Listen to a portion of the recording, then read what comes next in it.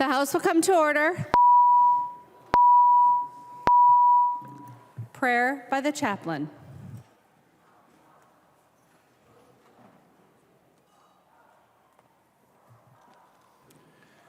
Let us pray. O God, source of all justice, you've summoned everyone in this chamber to walk the path of righteousness, to foster life and liberty, to care especially for the poorest and most vulnerable in our society, and to guard the integrity of your creation. Free these servants of yours, O Lord, from all those attachments to wealth or power or privilege or fame that would prevent them from following the course you set out for them. Make them mindful of the time when they first heard your voice and followed it with idealism and enthusiasm. Illumine their minds, direct their wills, stir up in them a holy passion for doing what is right despite the cost. Give them the knowledge that whenever they strive for justice, they are pleasing to you. And, O Lord, shower your choicest blessings on our state of Minnesota and upon our country. In your holy name we pray. Amen. Amen. The chaplain for today is Bishop Robert Barron from the Diocese of Winona and Rochester in Rochester, Minnesota. Pledge of Allegiance. Please remain standing and recite the Pledge of Allegiance to the flag of the United States of America. I pledge allegiance to the flag of the United States of America and to the republic for which it stands, one nation under God, indivisible, with liberty and justice for all. Members and guests, I would like to remind the body that during the proceedings of the House of Representatives, it is not proper to applaud or express happiness or unhappiness, and we will be enforcing these rules on all of the members and the galleries today. The clerk will take the roll.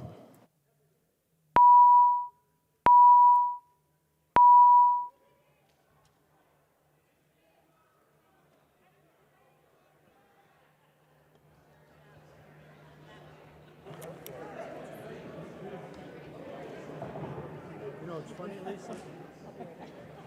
Just feel for us. Go ahead. This is me. Yep.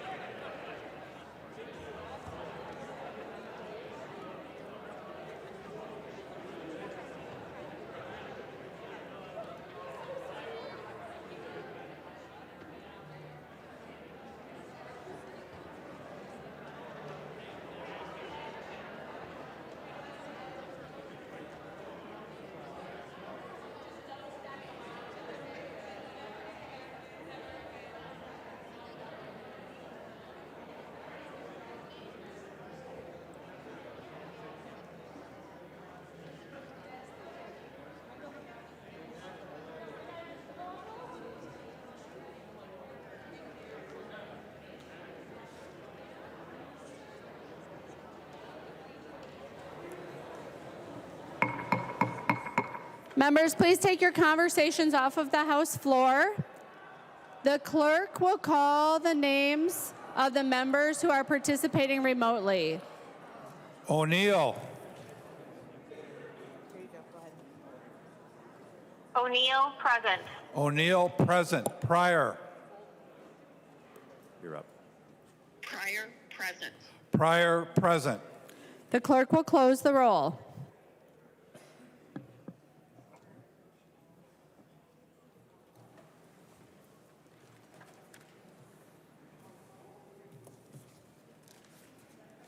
A quorum is present.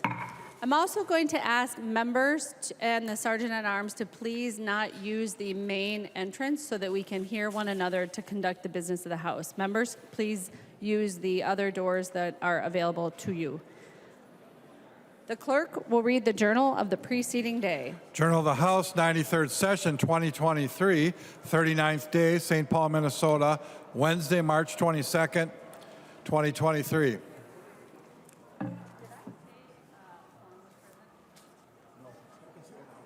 A quorum is present. If there is no objection, further reading of the journal will be dispensed with, and the journal will be approved as corrected by the Chief Clerk. Hearing no objection, the journal is approved as corrected by the Chief Clerk.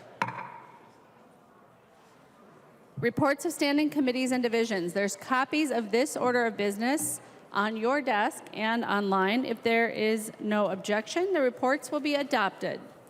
Hearing no objection, the reports are adopted. Second reading of House files. Second reading House File number 1141. Second reading. Second reading House File 2286. Second reading.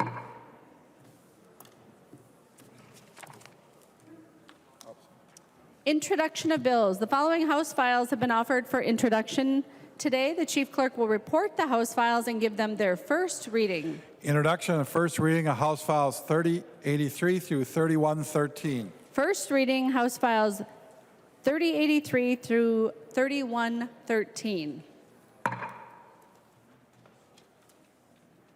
Messages from the Senate. Message from the Senate, Madam Speaker.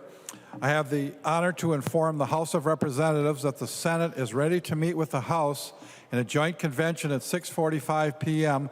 Wednesday, April 19, 2023, to receive the message of the Honorable Tim Walz, Governor of the State of Minnesota, which will be delivered at 7 o'clock p.m. The message is signed Thomas S. Boddard, Secretary of the Senate. Announcement by the Speaker. Announcement by the Speaker, a message from the Senate has been received requesting concurrence by the House to amendments adopted by the Senate to the following House file, House File number 244. Reports from the Committee on Rules and Legislative Administration. Long from the Committee on Rules and Legislative Administration, pursuant to Rules 1.21 and 3.33, designates the following bills to be placed on the calendar for the day for Monday, March 27, 2023, and establishes a pre-filing requirement for amendments offered to the following bills. House File numbers 375, 1355, and 1523. Long from the Committee on Rules and Legislative Administration, pursuant to Rules 1.23, designates the following bills to be placed on the consent calendar for Monday, March 27, 2023. House File numbers 1370, 2175, 1327, and 581. Calendar for the day. The first bill on the calendar for the day is House File 1200. The clerk will report the bill. House File number 1200, number 2 on the calendar for the day, an act relating to corrections. I recognize the member from Sherburne, Representative Wolgamott, to explain your bill. Well, thank you, Madam Speaker and members. I rise today to urge your support for House File 1200, a bill that would ban private prisons in the state of Minnesota. Madam Speaker, criminal justice is a core responsibility of our state government, and it should be done by those who are accountable to the public. But unfortunately, Madam Speaker, private prisons are notorious for cutting corners in order to maximize profits, which is a direct threat to our public safety and leads to some disturbing outcomes. Disturbing outcomes such as an increased number of prison rapes, higher rates of assault on staff and inmates, reports of worms found in the food of inmates, lack of medical care, lower benefits and pay for staff, which decreases their quality of work, less training, staffing levels so low that prison gangs are out of control and sometimes in control of the facilities who are supposed to be maintaining custody of them. And the real reason why they're a threat to our public safety is because private prisons result in higher rates of recidivism. They don't adequately fund the rehab programs for mental health, drug abuse, the things that we do to make sure that when people who are incarcerated come back in the communities, they have received the support that they need to be successful members of our society. The reason for this, Madam Speaker, is that private prisons have perverse incentives. More crime means more profit. More incarceration means more profit. But we need to say no to this. Public safety must come first. Private prisons are not the solution to reducing crime. They are part of the problem, and it's time that we ban them here in the state of Minnesota. Madam Speaker, before we move on to the amendments that are at your desk, I would just like to take a moment to recognize the work that's been done on this bill over the years. It's been years in the making. I know that this bill has been brought forward by many correctional officers throughout our state, even in St. Cloud. Some of them are now retired, but they have continued to show up to advocate for this so that we can make sure that those who are incarcerated have that level of safety, treatment, and rehabilitation they need to make sure they can be safely go through our correctional process and come back into our society. And last, Madam Speaker, I'd like to recognize the past legislators who have put this bill forward, particularly the efforts of our past House Majority Leader, Ryan Winkler. Former Leader Winkler carried this bill in 2019 and in 2021. Recognize that he did significant work to advance this not only through the legislature, but in the court of public opinion in bringing light to the horrible things that happen in private prisons and also the good work that's done by our public safety workers. So, Madam Speaker, there have been a lot of people bringing this bill forward. Now is the time to pass it. And it's my understanding that there are amendments at the desk. So I look forward to the clerk reporting those amendments and a good discussion on House File 1200. Thank you, Madam Speaker. There is an amendment at the desk. The clerk will report the amendment. Wolgamott moves to amend House File number 1200. The amendment is coded A4. Representative Wolgamott, to explain your amendment. Well, thank you, Madam Speaker. I am bringing this amendment forward just to clarify the original intent and scope of the bill. This amendment makes it clear that the bill does not prohibit the Department of Corrections from placing persons who have been conditionally released from prison into private residential facilities. It was brought to me by the Department of Corrections, and I would ask for your and members' support. There's an amendment to the amendment. The clerk will report the amendment. Novotny moves to amend the Wolgamott amendment to House File number 1200. The amendment to the amendment is coded A6. The member from Sherburne, Representative Novotny. Thank you, Speaker Hartman. The A6 to the A4 amendment adds sheriffs to the this by using private halfway houses in the same way that the A4 amendment will do for the state. Creates the same exceptions that the State Department of Corrections has that the sheriffs would be able to use for using private facilities such as halfway houses, work release centers, treatment facilities. The amendment does not provide, Representative Wolgamott's amendment does not provide the same exceptions for the county. In this amendment, my A6 would add that to those same exceptions that the state has. I'm hoping that the author will accept this amendment as a friendly amendment, and I believe he has, and with that, I recommend a yes vote. The member from Sherburne, Representative Wolgamott, on the amendment to the amendment. Well, thank you, Madam Speaker, and thank you for the amendment to the amendment, Representative Novotny. Madam Speaker, I would also ask members to support this amendment. It achieves the goal of clarifying the scope of the bill, and I ask for your and members' support. And thank you, Representative Novotny. Any further discussion to the A6 amendment? The member from Isanti, Representative Johnson. Members, Madam Speaker, Representative Novotny, thank you for this amendment. Without this amendment to the amendment, our local sheriff's departments would be limited where they could bring an inmate that needs medical attention if they have to spend a night or two, and I've seen it where they've been there for 2 weeks. So by allowing treatment, it'll allow us to bring inmates to our local hospitals if they need medical treatment and have to stay for a few days. So thank you for taking the amendment to the amendment. Any further discussion on the amendment to the amendment? Seeing none, all those in favor, please say aye. Those opposed, please say no. The motion prevails. The amendment to the amendment is adopted. We are now on the underlying Wolgamott amendment. Any discussion to the Wolgamott amendment as amended? Seeing none, all those in favor, please say aye. Those opposed, please say no. The motion prevails. The amendment is adopted. There's an amendment at the desk. The clerk will report the amendment.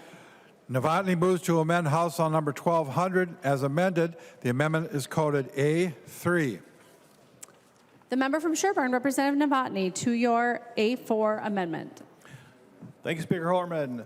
A3 allows sheriffs to lease privately owned facilities. The amendment allows a county or group of counties to lease a privately owned correctional facility to house jail inmates if they determine it is in their best interest to do so. The facility would still be operated by sheriff's deputies from that county or a group of counties. I had hoped that the author of the original bill would take it as a friendly amendment. I'm told he's not, but I'm confused. I understand that the state might have a reason for not using privately owned facilities. Whatever that is, I don't think that should prohibit the counties from doing that if they see fit and that is the best thing for them. Some of these more rural counties don't have a large jail population. If they don't have the people to make it economical for them to have a fully functioning jail, there's already talks between different counties about having joint facilities. This would allow them to take over, say, for example, if the federal prison in Duluth closed down, they would be able to lease that facility. Whatever the state DOC wants to do, that is up to them. I do not see why we want to restrict the counties from doing what is economically in their best interest while still using county employees and still being under the direction of the Department of Corrections with their oversight. Members, I ask for your vote on this, and I will ask for a roll call vote. Representative Novotny requests a roll call. Are there 15 hands? Seeing 15 hands, there will be a roll call. Representative Wolgamott. Thank you, Madam Speaker. Representative Novotny, appreciate you bringing this amendment forward. Appreciate the conversations we've had. Definitely open to working with you on this in the future.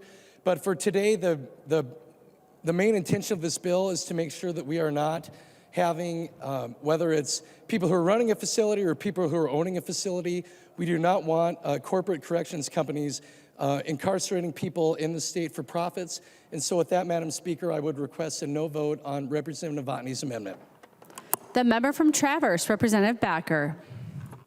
Thank you, Madam Speaker. Will the out in west central Minnesota, we have very small populations with our counties. For example, Traverse County is the smallest population in the state of Minnesota, 3,200 people. Then we go up to Wilkin County, which is around 6,700 people. We go over to down to Big Stone County, which is now represented by Representative Anderson, which is about 5,000 to 6,000. And these constituents elect sheriffs who understand the population, and sheriffs know the area a whole lot better than someone in St. Paul. So it makes sense to have these regional facilities, doesn't matter if it's private or public, to help with public safety. A lot of you know I serve as a volunteer as a EMS ambulance for 29 years, and I know all the sheriffs across the line and also in Minnesota because of the area that I serve as a EMT. And these sheriffs understand, and county attorneys understand what's needed to provide the protection for their citizens. And so this, Representative Novotny, is a very good amendment. It makes sense. And would the author of the amendment yield to a question? The author of the amendment or the author of the bill? Amendment, please. He will yield. Representative Backer.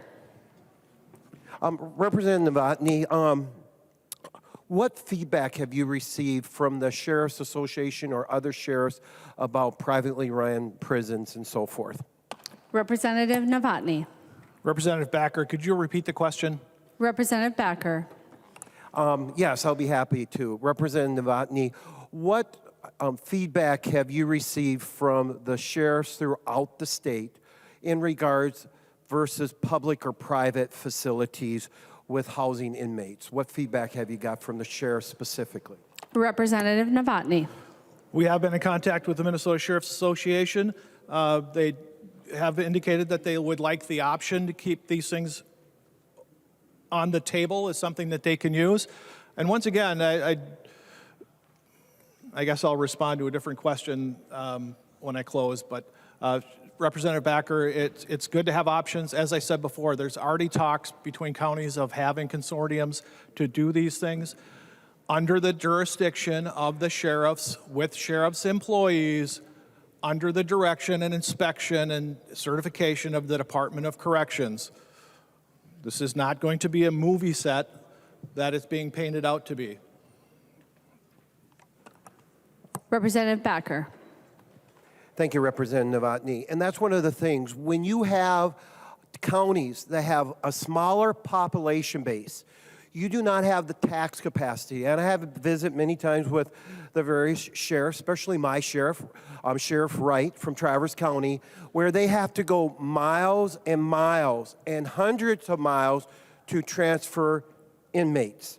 And we have, at any given time, 1 or 2 deputy sheriffs on call, and when you have to transfer to facilities like St. Cloud or other facilities, that takes those deputies outside. And I trust my sheriff. I trust the sheriffs that I represent in District 9A, Wilkin County, Grant County, Ottertail County, and Traverse County to make good decisions, and I support this amendment. Thank you, Representative Novotny.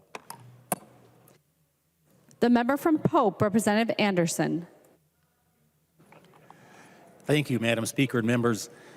Before I came down here to St. Paul, I was involved at the county level on a proposal to build a 3-county jail for the counties back home. And one of the first things we learned was that operating a jail is extremely expensive. It's 24/7, 365. You have to have 2 or 3 shifts. So the operation of a jail is extremely expensive.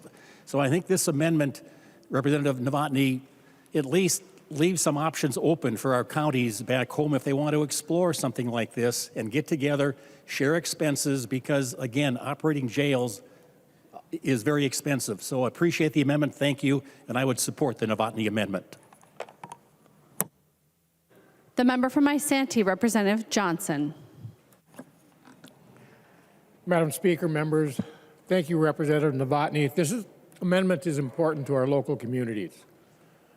Where I worked, our jail wasn't big enough, and it was just a small jail until we built our new one. We had what was called a Harder Hilton. It was 6 motel rooms off the regular motel in the back that the Isanti County Sheriff's Office rented for jail cells.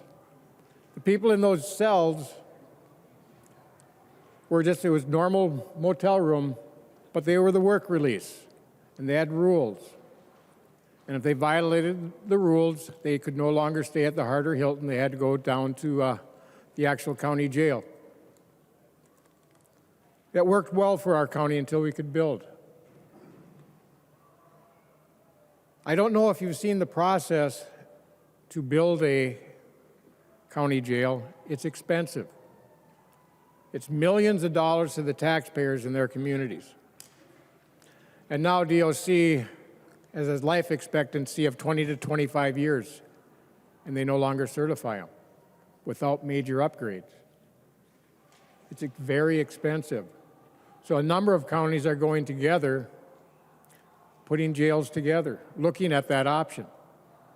But one of the biggest options they'd like to have is renting a facility that might have a dorm style setup in it with showers and stuff, run by the sheriffs, but be able to rent it for their work release program instead of building a new facility.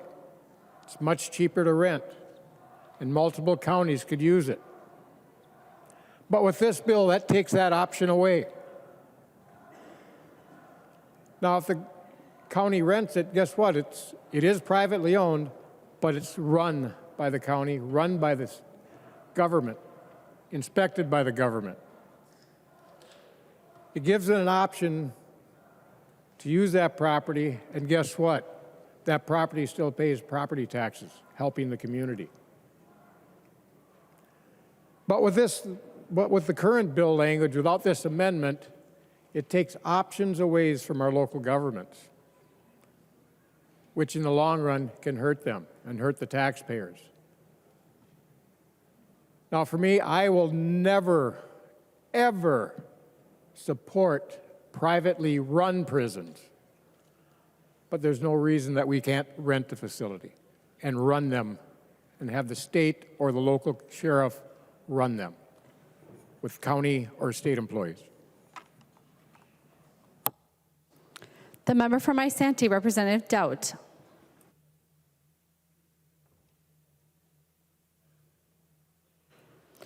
The member from Lyon, Representative Swedzinski. Thank you, Madam Speaker, and I just want to thank Representative Novotny for this amendment. I think, when we look at opportunity and local control, I understand that maybe the state of Minnesota isn't interested in housing inmates at a private owned facility, but really giving options to locally elected officials, I think, is key with this amendment. And if we believe in local control, if we believe what's right, but we also believe in rural opportunities. I happen to live, my district's very close to a facility I think is going to be very, very adversely affected by this bill. And, at least it gives it an option, right? I mean, it's not some private employee that's going to be running it. The amendment is very clear that it's, that of who would be working at it and whose that responsibility would be. And, it's fun to have these types of bills, when you represent 100,000 people or communities of 100,000 people. But when you're directly attacking a small town in rural Minnesota that may have a facility like this, I think it's very telling when you look at opportunities, regardless of what this is. This is just a snippet. We're not saying, hey, we don't want you to pass your bill, which I'll actually will be voting no on in truth too. But this is just having, hey, there's a little bit of a light for this community. Just a little bit, that's all we're asking. Not slamming the door with your fingers in the jam. Folks, give locally elected officials the chance to at least think about it. That's all this amendment is. This isn't, hey, tomorrow, if you pass this amendment, there's going to be people getting sent to this facility. That's not the case at all. Not the case at all. Communities suffer when opportunities and investment are not used, whether that's a publicly owned one or a publicly used one. And, I think this amendment is just a sliver of hope for a community that deserves better. Doesn't deserve members who live hundreds of miles away to be telling what local elected officials want to do with things that are in their backyard.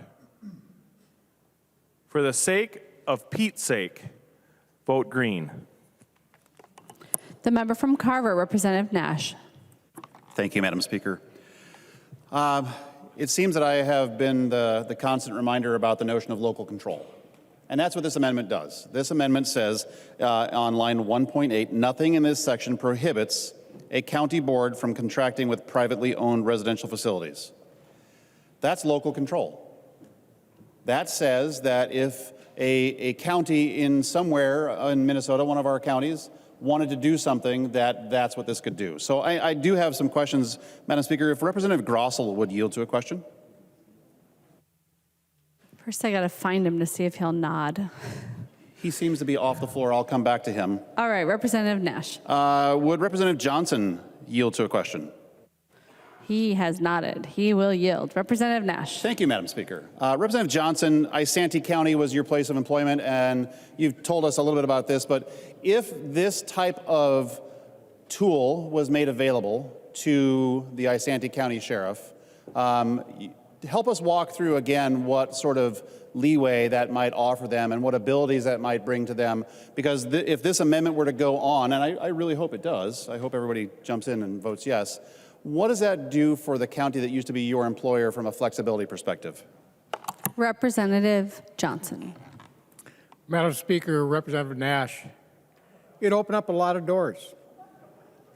There's a number of counties in my area that have already been in talks over the years about putting together a juvenile facility. One of the biggest issues we have is there's no place for juvenile placement for those that need to be placed because of crimes they committed. They don't like to do it very often, but right now there is no place for them. So they've talked about opening up through a joint powers board, a juvenile detention center.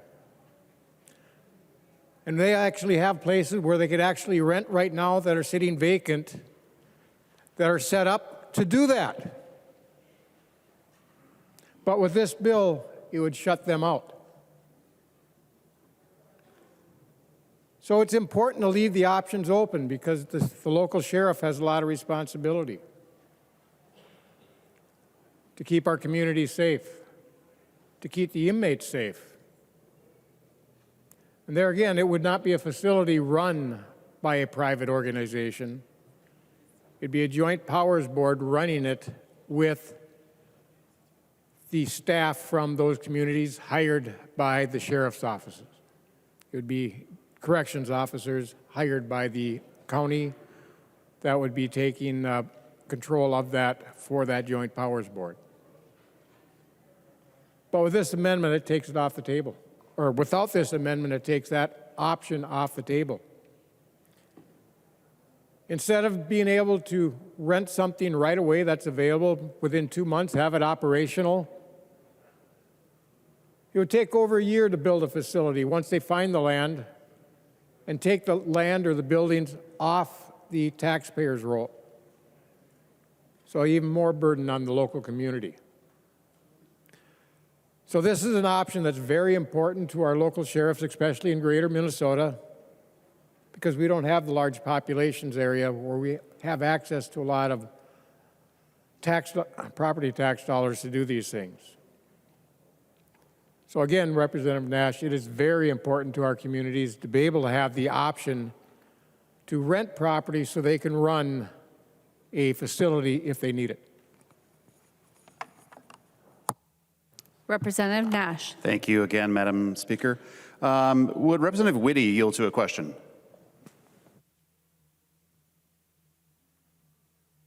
He will. Representative Nash. Thank you, Madam Speaker. Representative Whitty, again, you also in law enforcement, I'm sure you're very well aware of some of the problems of finding places to put folks who need to be incarcerated. Can you detail for us, based on your knowledge, what this amendment would be viewed as from a flexibility perspective in the policing communities in the county that you represent, and what sort of tools this might put in their toolkit? Representative Whitty. Thank you, Madam Speaker. This will open up opportunities for facilities, but also partnerships, and also be able to safely house our juveniles or adults that you would incarcerate, and it would be a good opportunity for the communities. Thank you.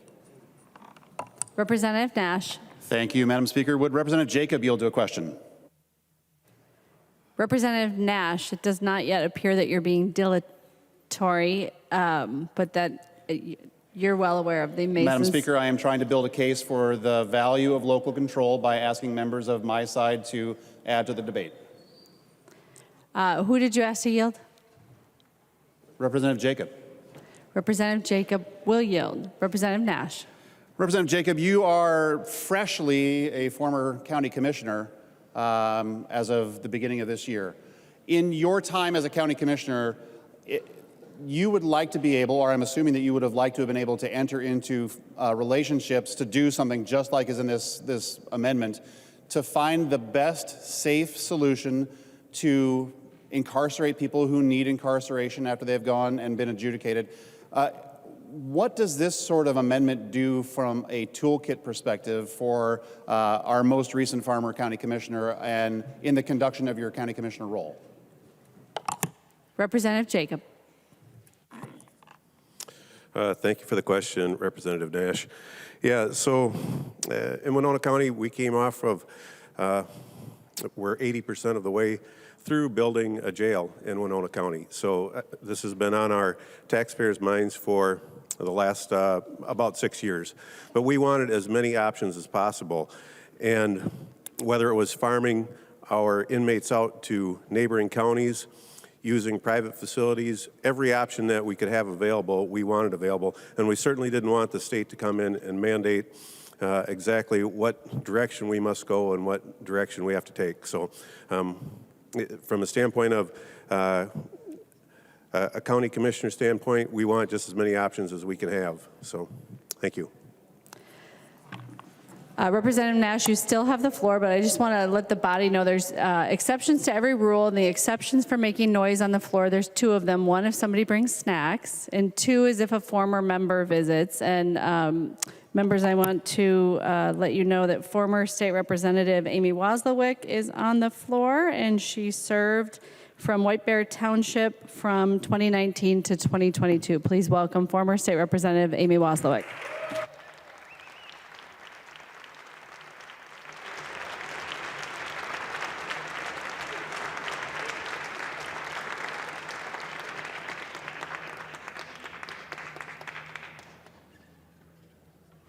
Representative Nash. Thank you, Madam Speaker.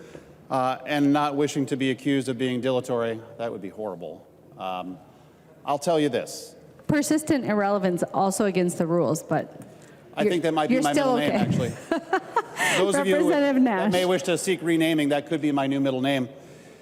Well, Madam Speaker and members, many of us have served in a former elected role in a local body. A good number of us are mayors, city council members. There are several who have been county commissioners. I know Representative Dowd was a county commissioner at one time. The idea of local control is something that I have been championing a lot this session. And most of the time in both state government finance and housing, because it's important. What we're seeing here is in the request to vote down this amendment by Representative Wolgamott is he is saying that he does not want to put those toolkits in the hands of those locally elected officials. And I'm not arraigning motives, I saw you thinking. But members, what I'm trying to say here is our local control admiration seems to be an ephemeral thing here this session. There's the noise of the snacks. I find it troubling that very often in years past that I myself have been accused of being anti-local control. Well, I'm like the poster child of local control. That's what this amendment does. This amendment says to county boards around the state, possibly larger municipalities around the state, that we, the legislature, wish to give you all the power you need in order to deal with a group of people that need somewhere to be put safely. That's the issue right here. We are trying very hard to make the argument that county boards in particular should have that flexibility. I am very close with my county commissioners. One of them is a former House member. Thank God he's not a former senator, but thank you, Representative Workman and I have talked about this, and the county board has to make some very difficult decisions. You're stripping a toolkit out of their hands. And I find that disturbing. I find that to be something that really rises to the level of becoming indignant that we would say to our county commissioners, well, we really appreciate your election certificate, and we really appreciate the idea that you're trying to do the right thing for the people in your county. However, as it pertains to this, we're not going to equip you with those tools. Madam Speaker, lastly, would Representative Novotny yield to a question? Point of order, Madam Speaker. Representative Long, please state your point of order. Mason's 121, persistent repetition. I do believe that Representative Nash has now asked several members to yield with the exact same question and made the same point several times. Madam Speaker, advice? Representative Nash, we customarily don't rule. I'm not at the point where I need any advice. He did say the word lastly, so I'm really hopeful. And Representative Novotny did say he would yield, so let's see how this goes. Madam Speaker, I am a man of my words, and I will point out that each of my questions has been different. You have the floor. Thank you. Representative Novotny, I know that this is a very large issue in county government and county jails around the state as you try to find or play the game of Tetris to find places to put people. As you drafted this amendment, can you tell us the conversations that you've had with both county commissioners and sheriffs as to what sort of flexibility this provides them, and really how does this solve the overpopulation of the jails that they operate and run? Representative Novotny. Well, thank you, Representative Nash. Specific conversations I haven't had because, to me, it's like you said, it's about local control, and I don't want to put words, I want to make decisions for county sheriffs. I understand, as I said before, that the DOC may have their reasons for doing what they want to do on the overall bill, but I don't think we should apply those same restrictions to the county board and the sheriffs that would do the work. I can't go much farther than that, Representative Nash. I think we're trying to regulate something that doesn't need to be regulated. Thank you. Representative Nash. Thank you, Madam Speaker. Well, members, again, the Novotny Amendment is really all about local control. And it's really that simple. It's that elemental. It comes down to whether or not you recognize that the duly elected people in your county should have the tools at their disposal to make decisions on how to run things inside of their county. If they were to go down the road of creating a joint powers agreement or a rental of facilities that they may need in order to place people there, why wouldn't you, Representative Wolgamott, why wouldn't you want to give them that flexibility? You know, the presumption that you're going to make decisions that go over the top of those elected officials, I really hope that you're willing to take their phone calls and help them understand, because I don't understand why we would do that. I think that the Novotny Amendment is perfectly reasonable. We have a known problem. You've heard me ask several members, and you've heard from several members on my side of the aisle, that this is a known problem. When you have a known problem and you have a solution to the known problem that puts the decision-making in the hands of people who have been elected by a group of people much closer to them than we are, why would we be so brazen and presumptuous as to say that's not going to happen? Members, it's that simple. If you want to trust your county board, then trust them.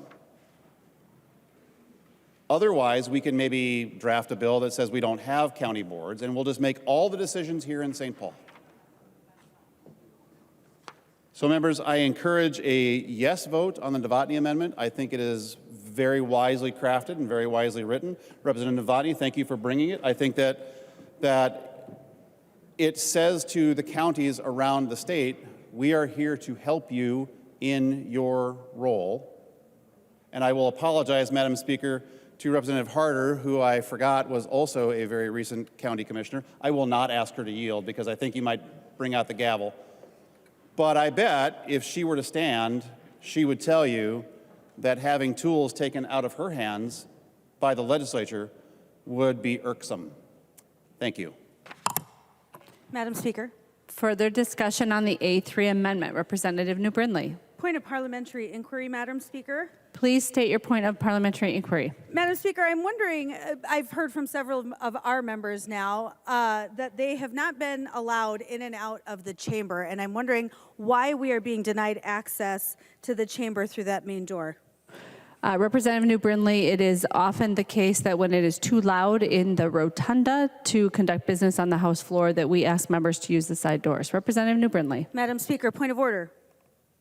Point of order or point of parliamentary inquiry? Point of order. State your point of order. Thank you, Madam Speaker. I would ask under Rule 7.2 that the Speaker instruct the Sergeant of Arms to allow members to access the chamber through the main door. This is a very unusual circumstance, actually. There are often many people and a lot of noise in the rotunda, but strangely, on a day that Republicans have folks here in the rotunda, which doesn't usually happen, the doors are locked. And no one's allowed access to that door. And it seems like a very strange imbalance that this is the first time, certainly this session, and I believe in my time in this chamber, that that door has been locked. And it's just very curious that it's being done on a day that Republicans care a lot about an issue, and there's a lot of folks out in the rotunda here to support what we're doing here today.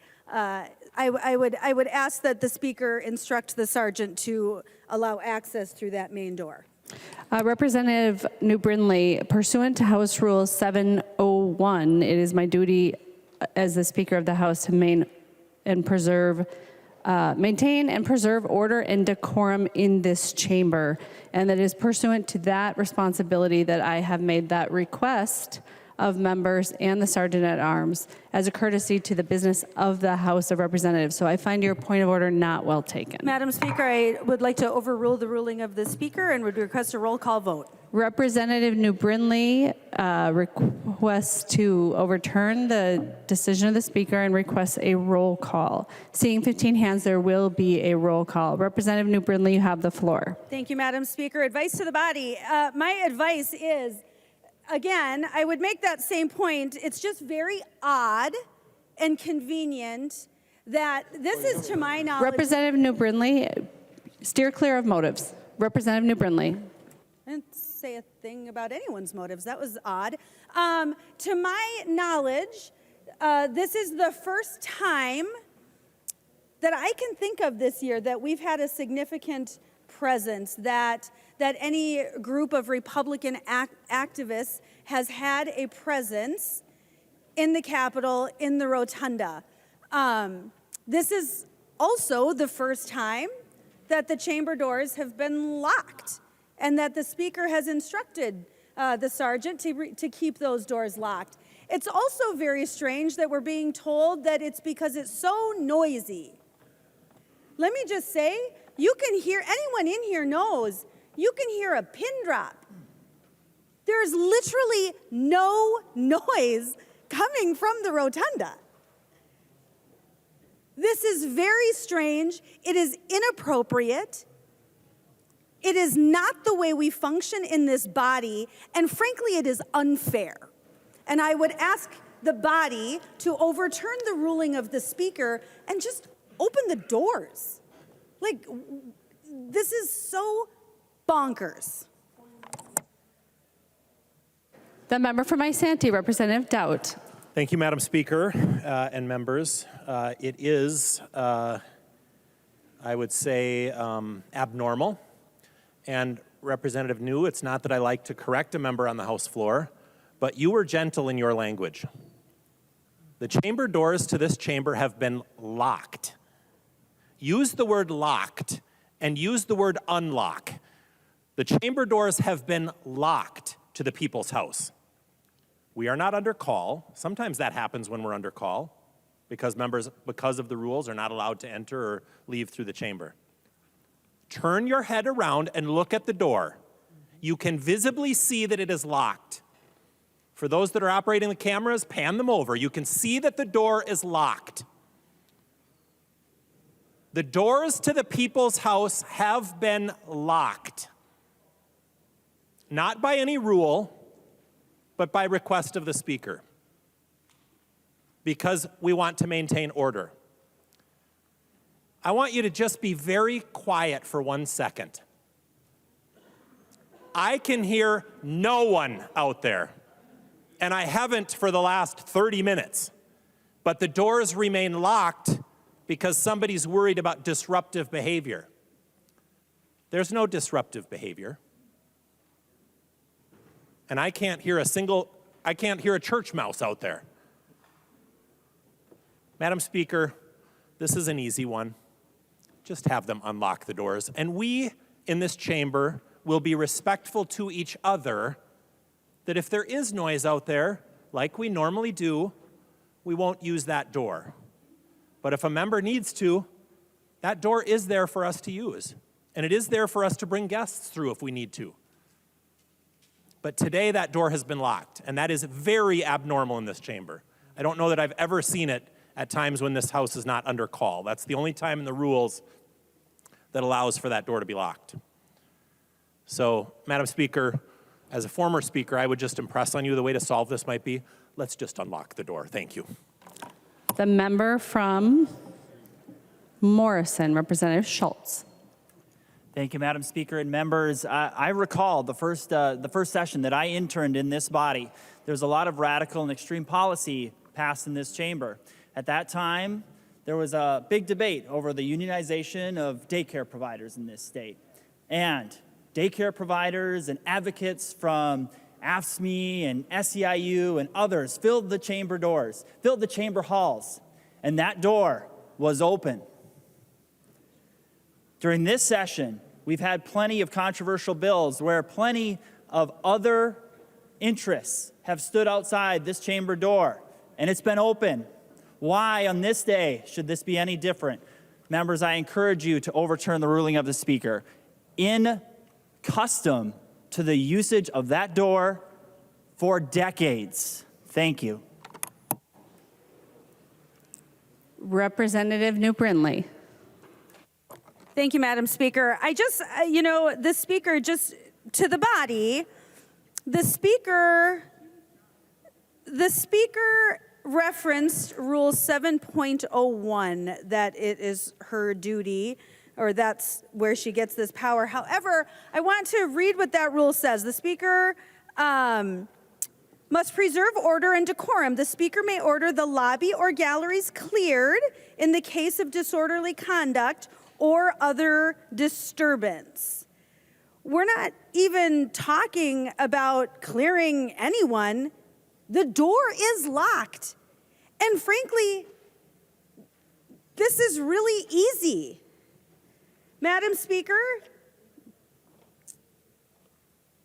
if the doors will be unlocked, I am happy to withdraw my motion.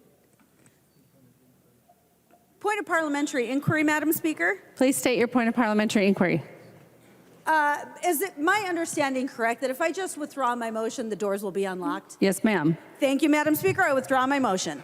The Sergeant-at-Arms may allow the use of the main doors unless it gets too loud for us to hear consideration of bills.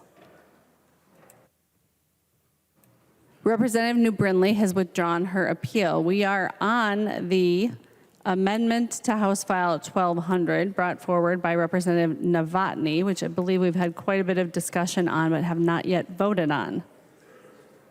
Any further discussion on the Novotny amendment? Representative Novotny. Thank you, Speaker Hortman.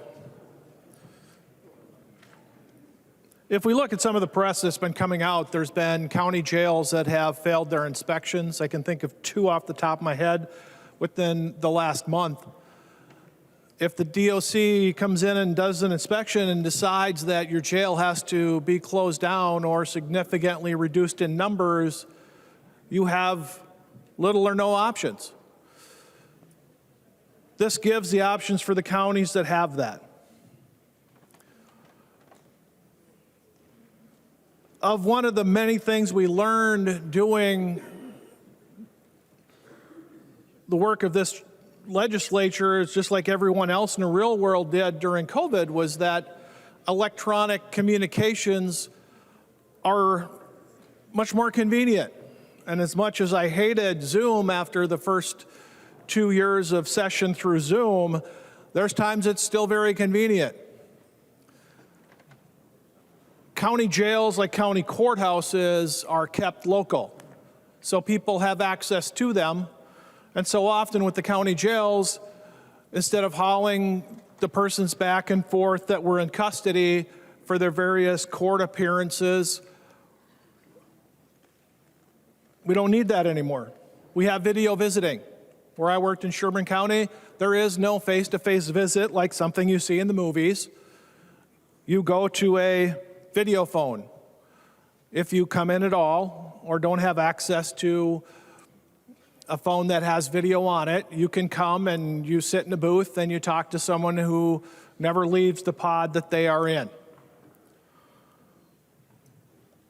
I bring that up because this bill gives the options to other counties that if they want to have a consortium and you have someone that will be serving their time at a county jail for 6 to 9 months or up to a year, that they can have a centralized jail, which much more efficient, just by scale.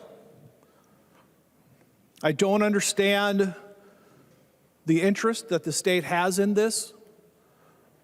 And I've said it before and I'll say it again, keep it in mind that these will be facilities staffed by county employees. They will be run by county employees. They will still be inspected by the DOC, and if the DOC finds that they're not up to the safety and living condition standards, they would be shut down just like any other jail.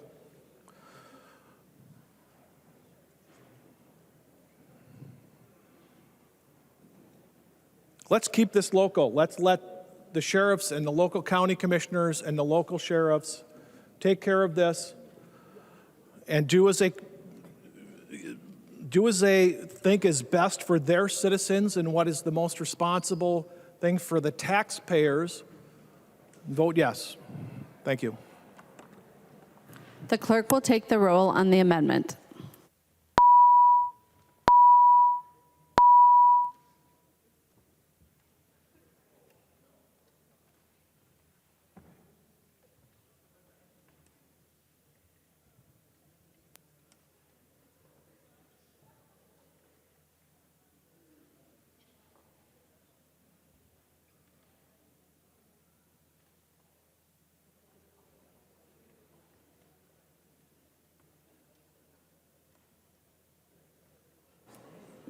The clerk will call the names of the members who are voting remotely.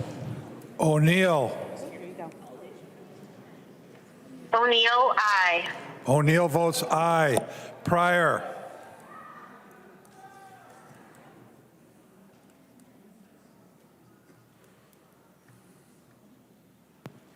Pryor, no. Pryor votes no. The clerk will close the roll.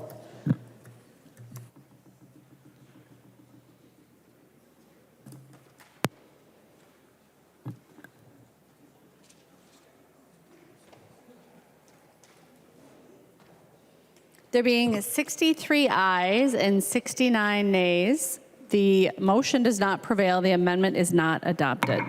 There is an amendment at the desk. The clerk will report the amendment. Doubt moves to amend House Bill number 1200 as amended, and the amendment is coded A5. The member from Isanti, Representative Doubt.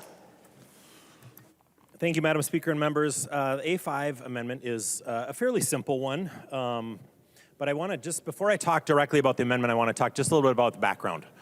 Just to give people an idea, no one is impacted by this bill. Not a single Minnesotan is or will be impacted by this bill. We do not have a private prison in the state of Minnesota operating. We have not had a private prison in the state of Minnesota operating in my time in the legislature, and that's 12 years. My guess is it goes back, we have in the past in our history, Everybody knows there is one facility in the state of Minnesota. It is a very nice facility. It's a state-of-the-art facility. It's actually newer than all of our prisons that the state owns and operates. It's frankly in better condition than all of our prisons that the state owns and operates. This amendment does not require the state to use that facility or any other private facility. It simply maintains the flexibility that if at some point in the future the commissioner wanted to lease a facility instead of build or purchase one, that the commissioner could do that. But under this bill, the commissioner would not be allowed to do that. The speaker also would not be allowed to do that. And frankly, I just don't know why we would tie the commissioner's hands or the administration's hands for something that has not been and is not and isn't likely to impact a single Minnesotan.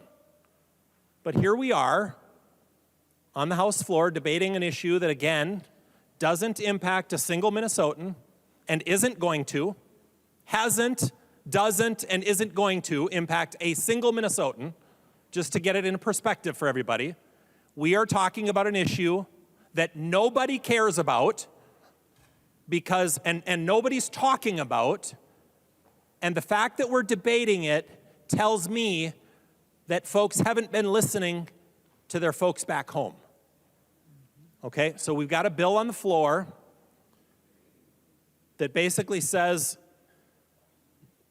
the commissioner couldn't lease a private prison, or we couldn't have a private company operate a prison and house inmates in the state of Minnesota.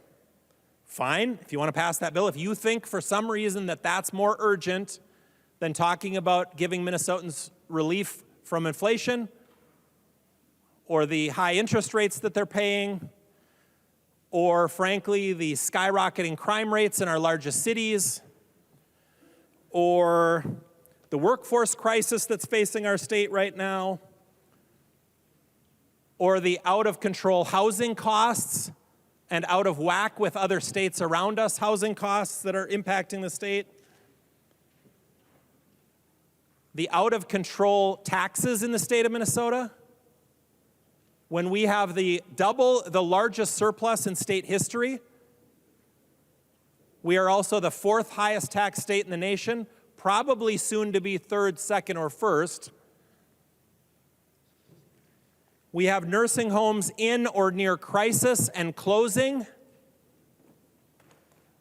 And energy costs are out of control and skyrocketing at a time when Minnesotans are facing the highest grocery prices, high gas prices. These are the things that Minnesotans care about. But today on the House floor, we're debating a bill that hasn't impacted a single Minnesotan in a generation and is not under threat of impacting anyone in this state ever, whether we pass this or not. So all I want to do is add an amendment that says we'll just allow the commissioner some flexibility if the commissioner, who is appointed by the governor, and the governor is elected by the people of Minnesota, if the commissioner chooses to lease a private facility, and the commissioner can deem whether that facility meets the requirements and is up to date and up to snuff to house inmates in the state of Minnesota, that the commissioner can do that, instead of having the legislature, who frankly is so out of touch with this issue that we have a bill about it on the House floor today when it doesn't impact a single person in the state of Minnesota and isn't going to. But yet we think we should be making the decisions about this, while Minnesotans are at home reeling from the out-of-control inflation, the skyrocketing crime rates, the more than doubled interest rates from less than a year ago, the workforce crisis that we're under right now, the out-of-control housing costs, the unbelievably high taxes when our government doesn't need it, when we have double the highest surplus we've ever had in state history, and energy costs, which are also on the rise. Those are the issues Minnesotans want us working on, but here we are, talking about an issue that hasn't, doesn't, and will not impact a single Minnesotan. So what I would suggest that while we're virtue signaling here on the House floor, that maybe what we do is we just remember that probably it's not a good idea to put things in statute to tie somebody's hands 20, 30, 50, 100 years from now. And then legislators are going to come back and say, gee, I wonder how this ever got in statute, but we better fix it because we don't have the money to build a prison, but we've got a state-of-the-art facility sitting empty right here in our state. So I'm sure that this is an amendment that everyone can vote for, and I would ask for everyone to vote yes. Thank you. The member from Traverse County, Representative Backer. Thank you, Madam Speaker. Several members in this chamber probably do not know, like Paul Harvey would say, is the rest of the story. The prison facility out in my neck of the woods, Appleton, was actually championed by Representative Chuck Brown.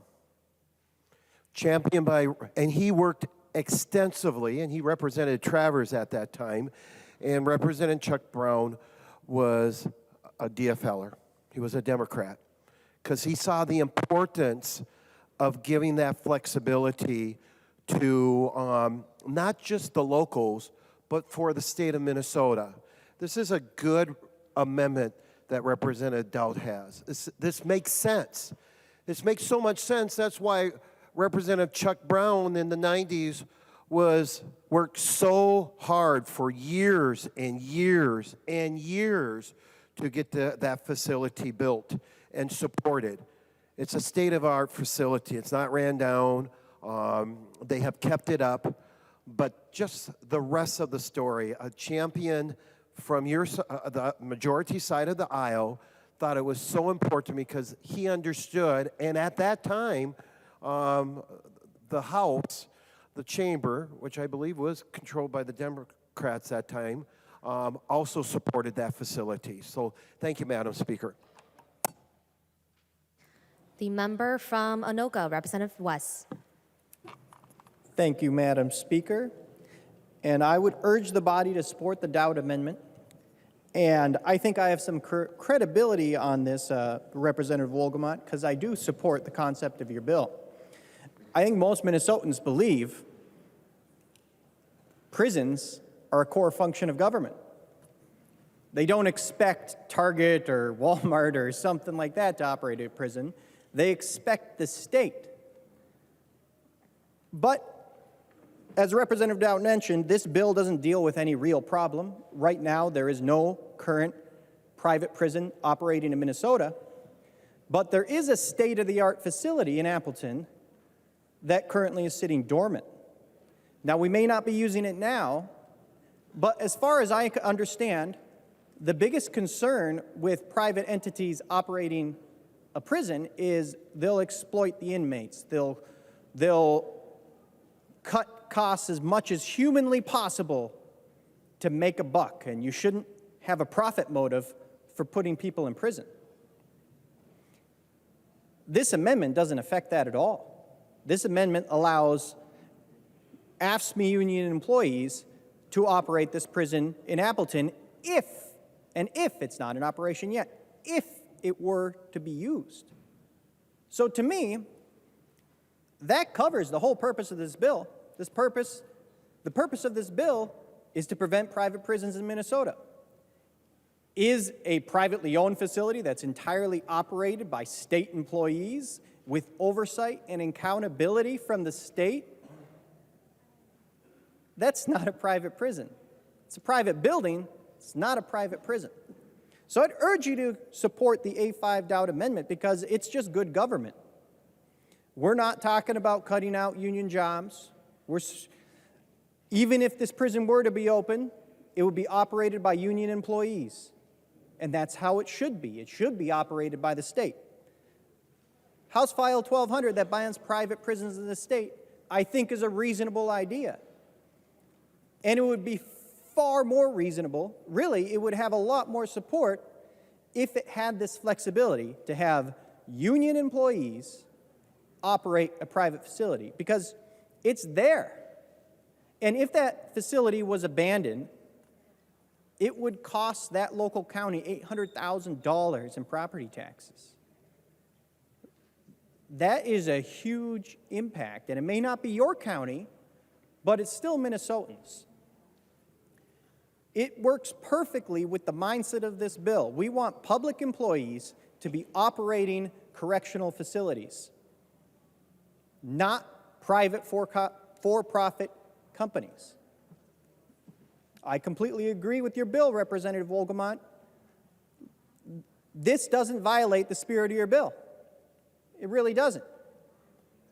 It just prevents us from, one, costing a county like a third of their property tax revenue, and it really eliminates the opportunity for expansion because building a prison is a monumental task. Anoka County, my home county, has been debating building a new prison for quite some time, and it has been a tremendous ordeal. Passing this bill that doesn't help anyone, literally it doesn't help anyone because there is no private prison currently operating in the state, passing it without this amendment makes it pointless. Passing it with this amendment sends the message, hey, we're not going to have private companies operating for-profit prisons in this state, but we're not going to let this massive investment that these county and local taxpayers depend on go to complete and total waste. It just doesn't make sense. So you might think a lot of people over here aren't operating on good faith when they talk about our amendments, but this amendment is a good amendment, makes the bill better, and that's coming from somebody who is a supporter of what you're trying to do. Thank you, Madam Speaker. The member from Chisago, Representative New Brindley. Thank you, Madam Speaker. Would Representative Wolgamott yield for a question? He will yield. Representative New Brindley. Thank you, Madam Speaker. And Representative Wolgamott, you know what? Normally, when we start a discussion on the floor, we hear from the amendment author, and then we usually hear from the bill author, sort of with a recommendation to the body. And I'm wondering if you would just let us know what that is, because frankly, if you're recommending we take this amendment, I don't need to talk. Representative Wolgamott. Thank you, Madam Speaker, and thank you for the question, Representative New Brindley. Oh, I think there was a transition up in the chair, and maybe that got missed. But Madam Speaker, Representative New Brindley, I'm going to recommend a no vote on the Dowd Amendment. In addition to what I've said previously about our state not wanting to do business with corporations who profit off of incarcerating human beings. The current facility that's been discussed, the Appleton Prairie Correctional Facility, is not a good place for us to do corrections for many reasons. One of the things I've heard the most from our public workers, it's been said under this amendment, our public workers could work in this facility, but it's a real issue because it is far removed from any level 1 trauma centers and other DOC facilities. So as a result, Madam Speaker, Representative New Brindley, emergency response teams from other DOC facilities would take a really long time to respond to crisis situations. If there's a traumatic assault on an inmate, on an officer, they're a long ways away from being able to get the care that they would need. This would directly jeopardize the safety of any of the inmates. It would jeopardize the safety of the people who would work in this correctional facility. Additionally, it's problematic. I've seen an estimate that the facility would require approximately 511 people to staff it. Madam Speaker, Representative New Brindley, the DOC is already having problems with workforce shortages, and there are possible issues around the capacity of the local community to accommodate that workforce. There's just a lot of reasons why we don't want to be doing corrections in this facility. I appreciate the question, Representative New Brindley. Madam Speaker, I'm asking for a no vote on the Dowd Amendment. Representative New Brindley. Thank you, Madam Speaker. And I'll be honest, I'm actually a little surprised by that. I asked the question because I thought, well, we're talking a lot, but he's probably just going to take this, and so we probably don't need to keep talking. And it's interesting. The bill language actually doesn't say anything about the Appleton facility. It doesn't reference that at all. And I mean, this applies much more broadly than that.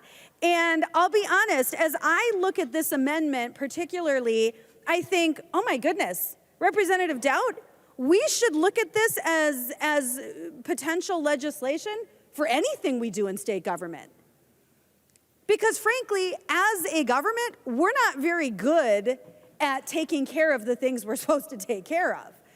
And we have right now, in this particular instance, we do have a facility that frankly is well maintained and could be operational very quickly. And of course, the amendment still says this would be an arrangement with the commissioner, and it would be staffed exclusively with public employees. And so it's just very strange that we would say, no, we don't want to use any privately owned facility. And frankly, we've got a really good example of this right now. You know, in December, we finally had a couple of in-person hearings about the House office building next door. They were the first in-person hearings we'd had, so we really had not gotten much information about that until that time. But this is, of course, a facility that is owned by the state. And frankly, what we heard in that committee, or in those committees, was that we're not taking care of it. We heard about issues with the HVAC system. There's literally mold growing in that building. In fact, I'll be honest, like I've heard of staff with pretty significant health issues because we haven't taken care of that asset. There's mold growing. It's making people sick.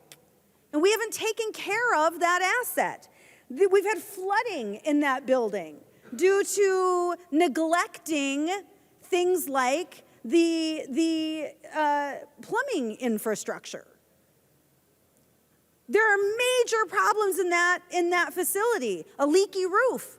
And you know, I asked about it in that committee hearing. I said, you know, I have been involved in bonding bills over the last several years. I've served on the Rules Committee. I've served on committees where we would have dealt with those issues, and we didn't. I never even heard about them. There were the obvious things that people just didn't bother to fix, like the flooding issue that became an emergency. We had to fix that. But we didn't take care of it. As a state, we don't have a good track record of this. We just passed almost $2 billion bonding bill, and it paid for things like snowmaking machines at ski hills. And yet, we've got buildings that are falling apart. We're not taking care of them. And so this amendment that would just allow the commissioner to lease a privately owned facility run entirely by public employees with complete oversight of the commissioner, just as every prison is in the state of Minnesota. This literally would not do anything to this correction situation in Minnesota, except make sure somebody else is responsible to make sure a facility is maintained. That seems like a win-win, actually, for the state of Minnesota. I mean, yes, there is a current facility available that if we needed it, we could use. I mean, we can talk about the Appleton facility. And frankly, my understanding is that that facility has been very well maintained all these years and could be up and running very quickly if needed, if we had a need as a state. And frankly, if we started enforcing our laws, if we started holding people accountable, we might actually have a real critical need for this facility. And I think a lot of us would argue that we should do that. We should hold people accountable. We should stop giving people parole for really heinous crimes when the Sentencing Guidelines Commission requires prison time. We should do that. We have a facility. Honestly, this is mind-boggling to me that this amendment of all things would not be accepted. Like I said, we should consider this for a lot of our things, for a lot of things we do as state government. There are a ton of businesses that are working primarily from home at this point. There's a lot of space for lease in particularly downtown Minneapolis, downtown St. Paul, a ton of open space. We should look into that. We should make use of that, not just for this facility, but as a state, we should consider that, because it probably would end up a much better deal for the state. We can pay those lease costs. Somebody else can make sure these buildings are maintained, but we can still run them. We can be 100% in charge of what happens within those walls. And that's exactly what this amendment does.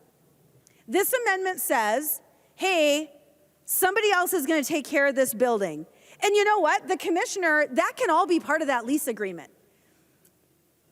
The part of the lease agreement can be, I mean, frankly, I own a house that I have someone renting, and it is my duty to maintain that residence. It is my duty to maintain that home. When there's a leaky faucet, guess what? Well, frankly, at this point, it's my husband, it's not me. But my husband goes over and fixes that leaky faucet. When the garage door broke a few months ago, that was a little out of our scope. So we had to hire somebody to come in and fix that. But that wasn't my renter's responsibility. That was my responsibility. I had to pay for that. There's all kinds of things that happen that I have to pay for. But that's all in the agreement. That's all in the agreement. And so we can make sure in this lease that whoever owns the facility, frankly, I don't even know who it is, but whoever owns that facility can be required to maintain that facility. And frankly, it would be silly of us not to do that. Of course we should do that. But as we all know, it's in my best interest. I mean, in the property that I own, it's in my best interest to make sure it's maintained. I don't want that facility to lose its value. So of course I maintain it. And that's what we want to do here. We want to say that there's already a business that owns this property. Let's enter into an agreement where we lease it from them. They are, in fact, we could even make sure they're responsible for the utility costs, the cost of maintenance, the cost of upkeep. If there's a leaky faucet, they got to come in and fix it. But instead, we're limiting that. When frankly, like I said, we should be expanding that far beyond this. Far beyond this. The state is not good at this. We are right now, frankly, we don't know exactly what the final cost will be, but so far, $500 million with a B, $500 million for a luxury house office building for politicians. Because we chose to not maintain that building. And frankly, we could choose now to maintain that building. We could take care of that building for, my goodness, pennies on the dollar of what we're spending for this new luxury building that we're going to get. Frankly, we don't need it. Point of order, Madam Speaker. State your point of order. Masons 101, debate must be confined to the question before the body. We're debating this amendment on DOC and prisons, not the state office building. I will recommend members to confine their statements to the A3 doubt amendment. Representative New Bentley. Thank you, Madam Speaker.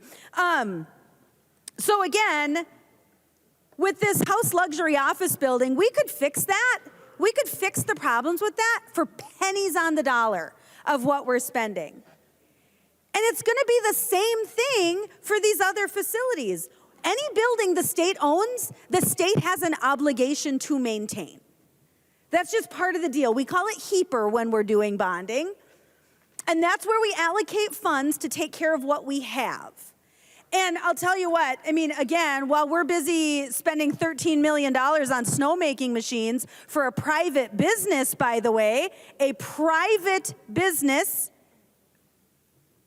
actually, let me correct that. It's not a private business, it's a public business that competes directly with many private businesses across the state, including a private business in my district.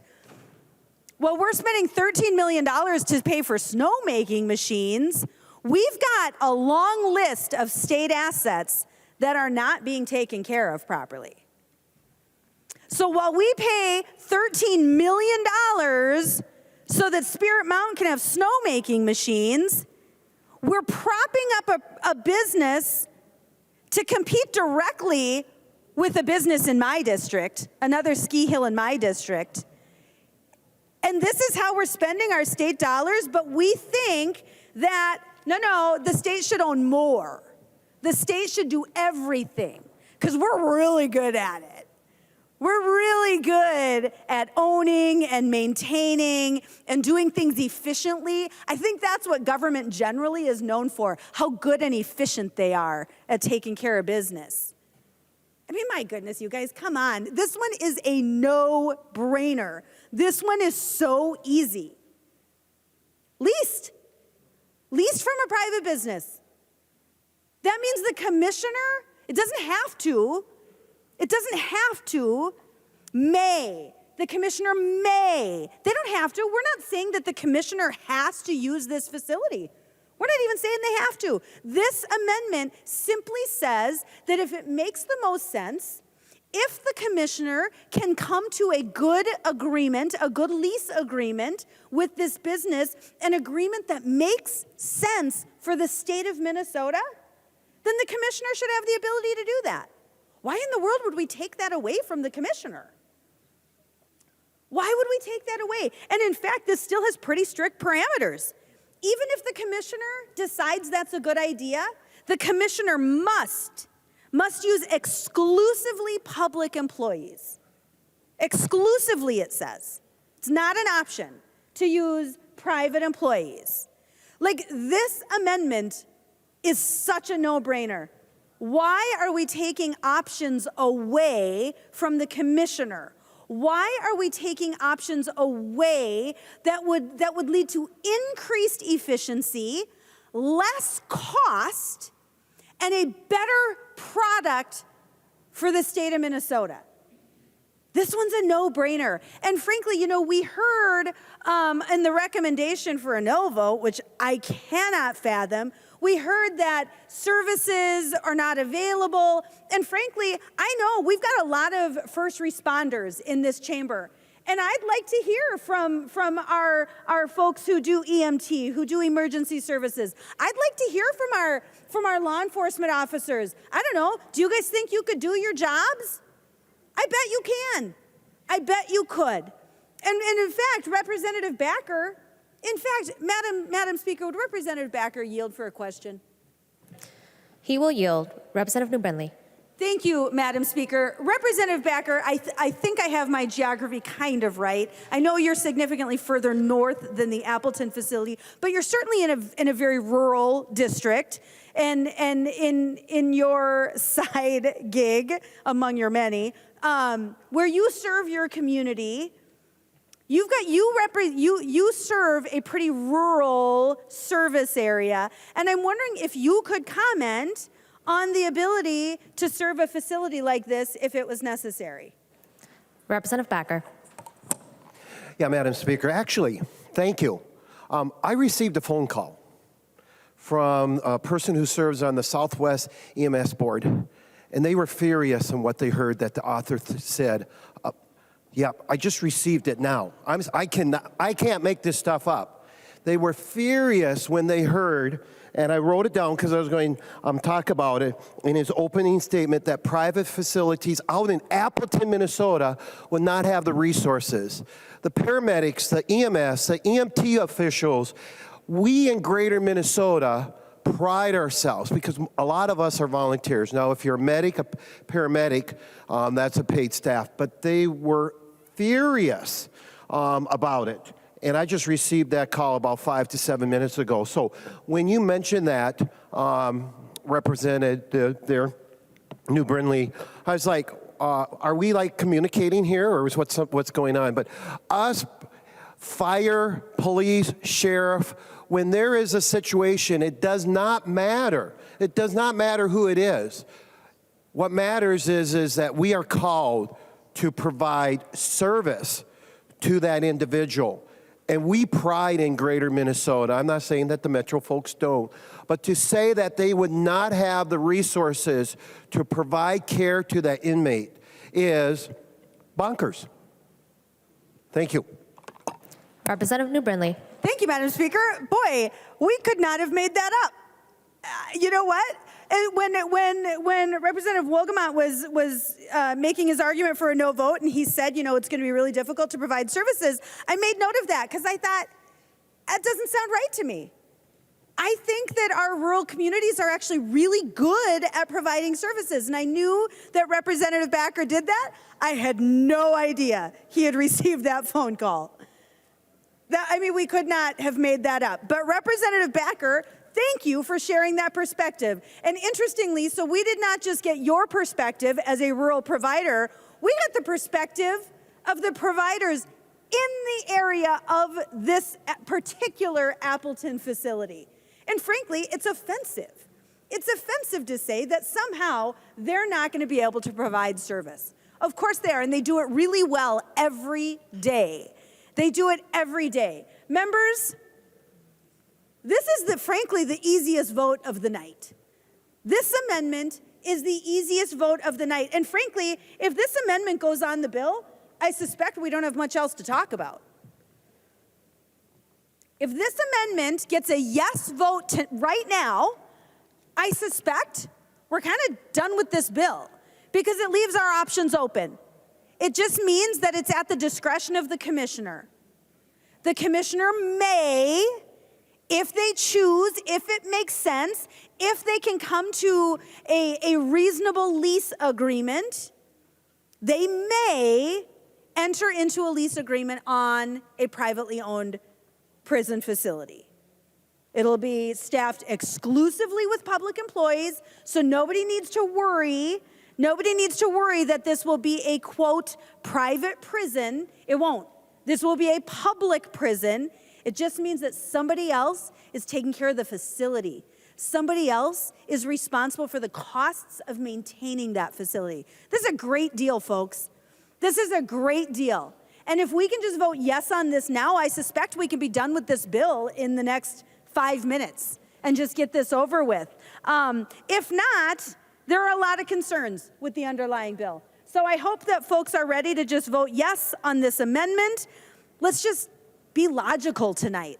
Let's just use our brains and act rationally and in the best interests of Minnesota tonight. Let's vote yes on this amendment.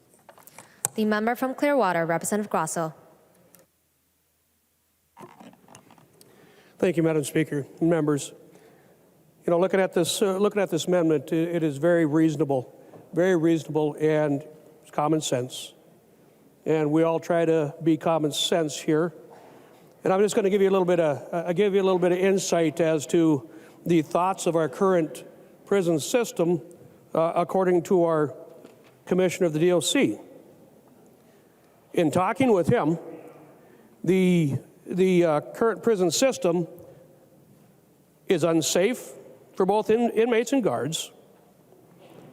It will cost hundreds of millions of dollars to upkeep, to make repairs, to retrofit, and to add safety features where they're needed.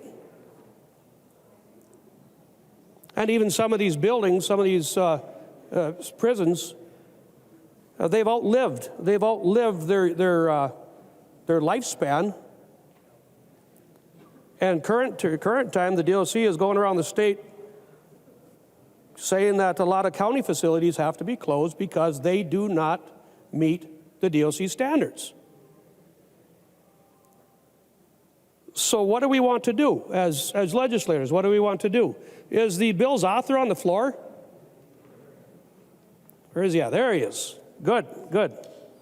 I guess would Representative Wolgamott yield to a question, Madam Speaker?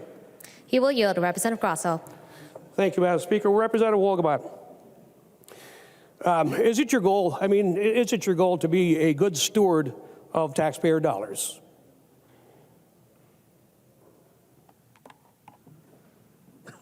Representative Wolgamott. Thank you, Madam Speaker. Yes, it is my goal to be a good steward of taxpayer dollars. It's also my goal to be a good steward of public safety.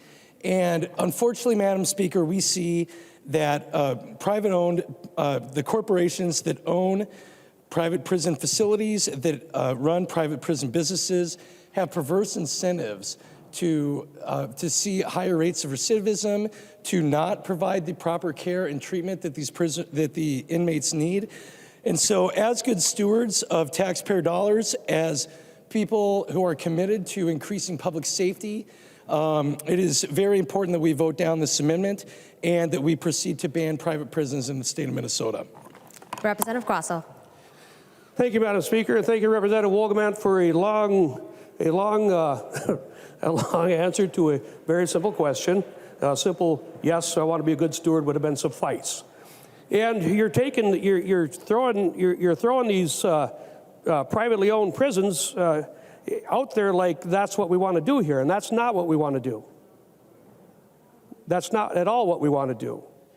This amendment is asking that we be able to lease, that we be able to utilize, that we be able to save our taxpayers hundreds of millions of dollars by bringing in private investment to have updated, safe facilities that have to meet our Minnesota guidelines, our Minnesota Department of Corrections, public safety guidelines.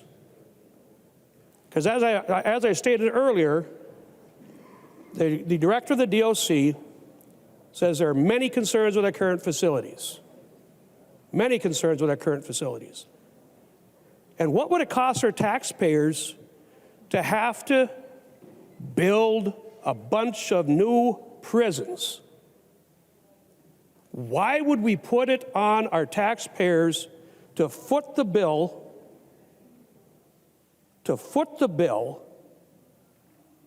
for new prison facilities when we can have private investment come in, spend their money, bring a bunch of jobs into our state, where our tradespeople, where our operators, where our personnel can build these things?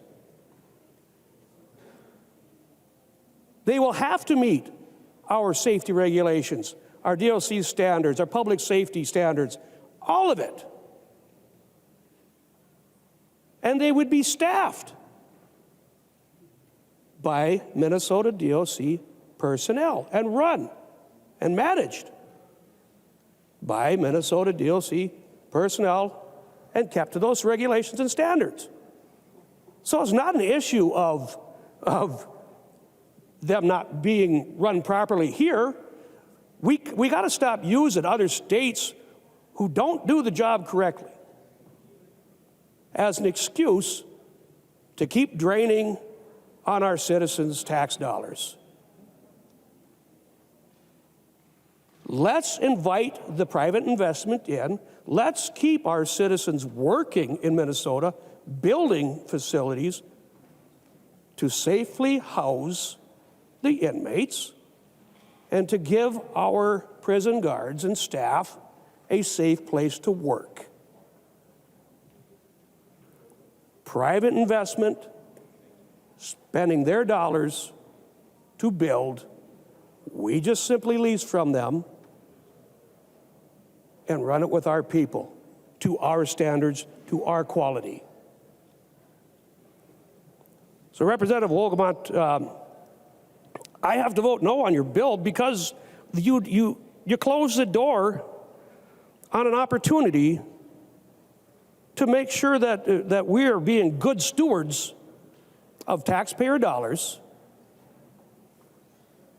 that we have facilities that meet the standards that we require them to meet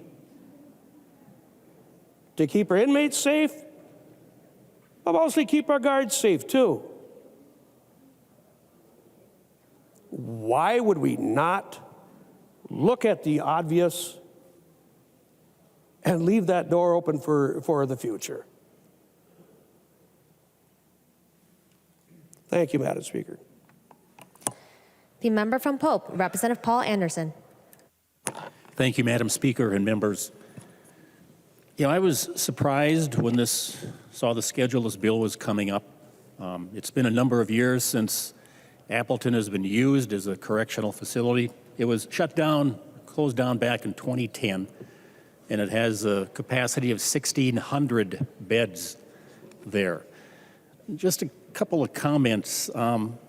We have fine rural health care. I just looked up, and the Appleton Area Healthcare Medical Center has access to 15 doctors, which is pretty amazing for a population under 1,500 people. So the medical care, top-notch, great hospital, great folks out there in Appleton, and I think they could take care of folks as well out there.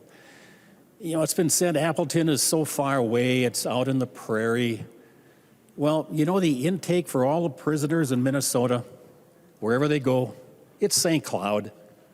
So Appleton isn't a whole lot further away from St. Cloud than some of the facilities here, Stillwater, Moose Lake, Faribault. And when this was closed back in 2010, one of the main reasons there was declining demand for prison bed space because Minnesota had expanded its facilities in both Moose Lake and in Faribault. So that's why back in 2010, this was shut down. But picture a town of 1,500, 1,400 people. This place employed 350 people. My hometown of Starbuck is about, 50 miles away from Appleton. There were people living in Starbuck who worked at the Appleton prison. That's how big an impact it had on the rural economy in western Minnesota. Huge impact, huge economic impact on the economy out there. You know, and we hear, well, they can't take care of prisoners as well, whatever. Well, this facility has segregated units. Prisoners could be separated and cared for as well, I think, as anybody in any state-operated facility. And in looking up some of the background here, I don't know if this is in statute or rulemaking or whatever, but the Department of Corrections is to consider Appleton as an option when considering future needs. This bill trashes that. It says, no, you can't, Department of Corrections. So we're kind of going back on our word to Appleton in the facility out there by passing this bill. In the Dowd Amendment, again, others have said this, you don't have to do it, but just keep the options open, and it just makes sense. So thanks for the amendment, Representative Dowd. And in one final comment, again, I can't emphasize enough the impact that the facility has or could have on the area out there in western Minnesota. A great place to live if folks like to hunt ducks and geese and pheasants and deer. It's a great place to be. So I think we could get folks out there. Anyway, so again, I support the Dowd Amendment and would agree and encourage a green vote. The member from Olmsted, Representative Quam. Thank you, Madam Speaker. And frankly, Representative Dowd's amendment takes care of the issues that have been spoken by the author of the bill, the issues about a private-run prison. Because if you're renting the building and the state is running it, and it's being staffed by state employees, government employees, it's the same thing as, whoever owns a office building that we use some space in isn't running that facility. But I want the people at home to realize this is about the better environment for state employees, good paying union jobs in a better environment, a newer facility, a safer facility. So if you want to vote no on this amendment, you are voting against. Listen, public, the people voting no are voting against good paying union jobs and I don't understand that. Thank you. The member from Morrison, Representative Schultz. Thank you, Madam Speaker and members. I look at this bill as an opportunity to support rural Minnesota. And I was concerned when I heard debate from the other side of the aisle from my colleague, a bordering community to my own, when he spoke a moment ago and shared that, you know, we don't have the emergency responders in central Minnesota or in rural Minnesota. And frankly, it's shocking to me when I think about St. Cloud, and if many of you have visited St. Cloud, it might be the most difficult city in Minnesota to traverse amidst rush hour. It might take longer to travel from one side of St. Cloud, where there's a prison, to the other side of St. Cloud, where the hospital is. It might take longer to do that than to travel from Maple Grove to Cottage Grove. And so to hear that it's emergency services that we're concerned about in rural Minnesota, where the roads are wide open, where we have hospitals, where we have other county services more readily accessible, frankly, that's offensive to rural Minnesota.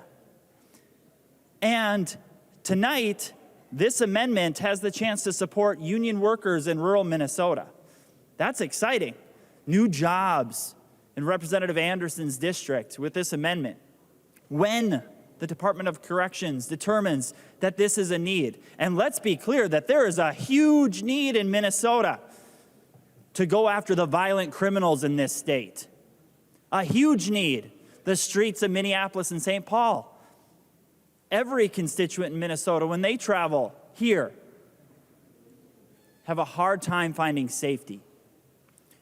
We need to ensure that we are prosecuting violent criminals in this state. That should be a priority this legislative session. And instead, we have a bill before us tonight that is in search of a problem. In search of a problem tonight. Minnesota has failed to protect the public assets that we have in this state. And right now, we want to take off the table an opportunity to employ union workers in a facility in rural Minnesota. So I shouldn't be surprised when the other side of the aisle doesn't like the idea of employing law enforcement and correctional facility folks in rural Minnesota. But let's consider that this is a great amendment. Thanks, Representative Doubt, for offering it, because there are union workers across the state who could go to work in more facilities in rural Minnesota and help us secure our streets when we prosecute violent criminals in this state. I encourage support of this amendment.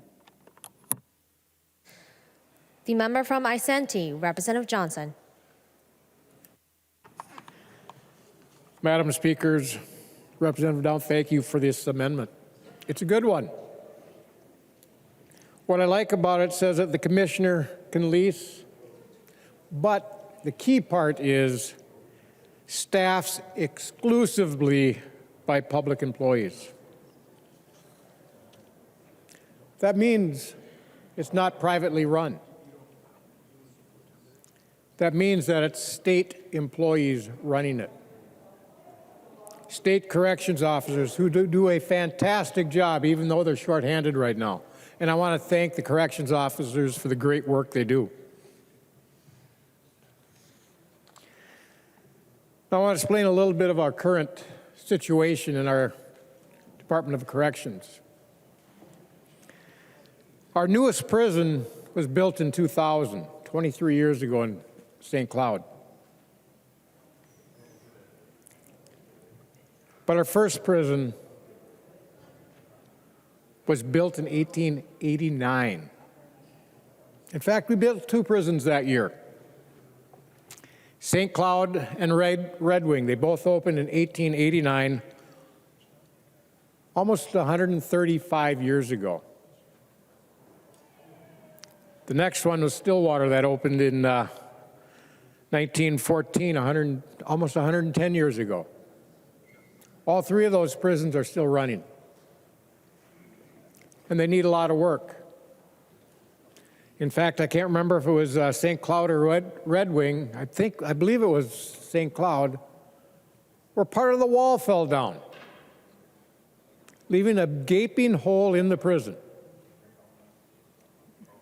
Because as that Representative New Brindley said, we have not been maintaining at the facilities we have.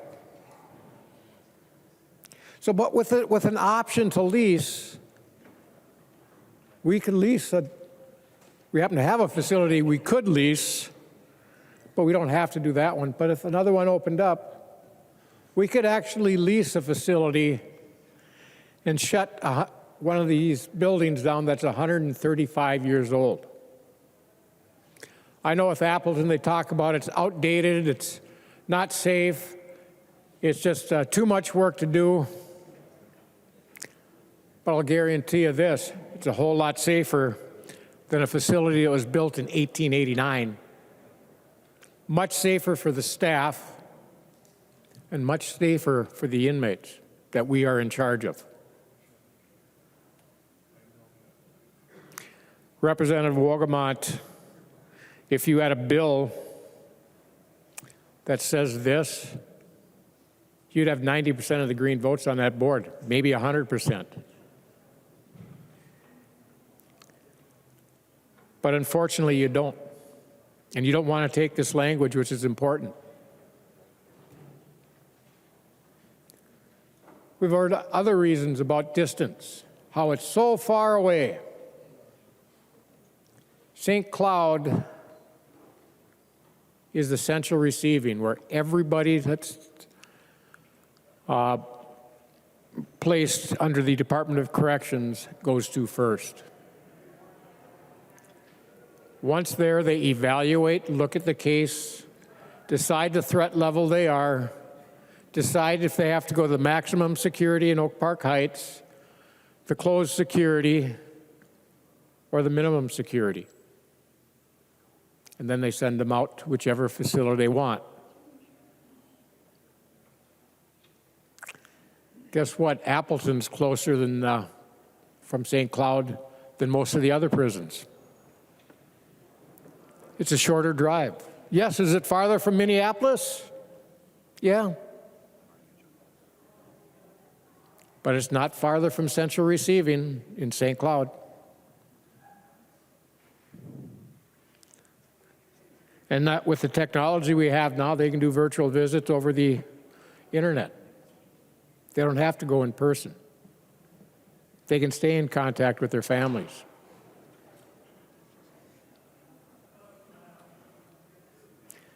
Representative Doubt, this is a great amendment. It gives the Department of Corrections options. And it's one that I would jump on just for the fact that we can close down one of these ancient prisons, whether it's Stillwater, that's 110 years old, St. Cloud, or Red Wing, that are over 130 years old, and all three are in dire need of maintenance. The amount of maintenance we should be doing on those three prisons, we could build a new one. Yet we have a facility that if we wanted to, we could use. We don't have to. I'm not saying we should. I'm not saying we shouldn't. But taking options off the table is bonkers. Members, please support the Dowd Amendment. It's good for Minnesota. It's good for the taxpayers. It's good for everybody. It's an important issue that I think we should leave all options on the table so we have those available when the time comes. Thank you. The member from Washington, Representative Patty Anderson. Thank you, Madam Chair. When I served the state as the state auditor at the time, we moved our office and we had to do a lease, and the office is in a privately owned building that's right across the street. There's a department, a state department that's essentially real estate brokers that work for the state of Minnesota that do negotiated leases all over the state. I worked with them. I would bet that over half our office space in this state is owned, the buildings are owned by private entities. The Attorney General's office, outside of his office here in the Capitol, that is in a private building downtown. So you have several of the state constitutional offices, the top offices of the state, that are in private buildings. We have a full department that deals with leases and tries to cut the best deal for agencies. So it makes absolutely no sense that we would be cutting off this division, the prison division, from being able to negotiate leases through our state negotiating team with public employees, all public employees, if it was in the best interests of the department. So I don't understand why there is any opposition to Representative Dout's amendment. It doesn't say that the commissioner has to do this. It makes it very clear that it's public employees. All we're talking about is the real estate. And if this body is going to start saying that we can't be housing any of state government in any privately owned building that we have leases at, we're going to have to build huge buildings all over the state of Minnesota. We're going to have a $10 billion bonding bill next session to try to build buildings like this, and it's going to cost taxpayers a huge, huge amount of money, especially when, frankly, we are in the driver's seat because there are so many empty office spaces all over. We should be taking advantage of that and getting good deals for the taxpayers of Minnesota. And in this case, there's one facility apparently in Appleton. This bill, if it's passed without this amendment, would say that that building's going to sit there and never be used. That's just crazy.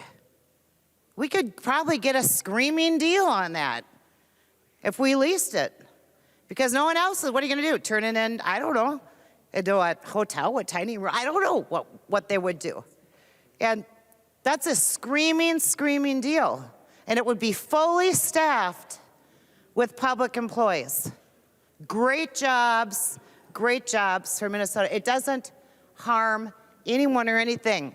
By not accepting this amendment, you are harming the Minnesota taxpayers. And you're starting something where a precedent where we're saying we can no longer lease private businesses in private buildings. That's the precedence that this would be starting. It's opening that door. And that makes absolutely no sense for the state, for any government entity, but certainly for the state of Minnesota that has offices and employees all across Minnesota. We have offices everywhere.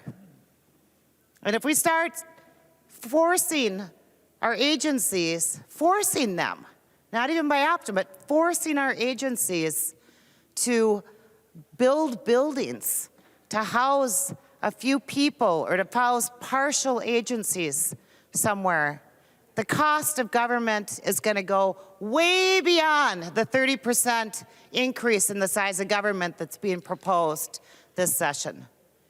We can't afford the 30% increase. We absolutely, can't afford even more. So we have to be fiscally responsible.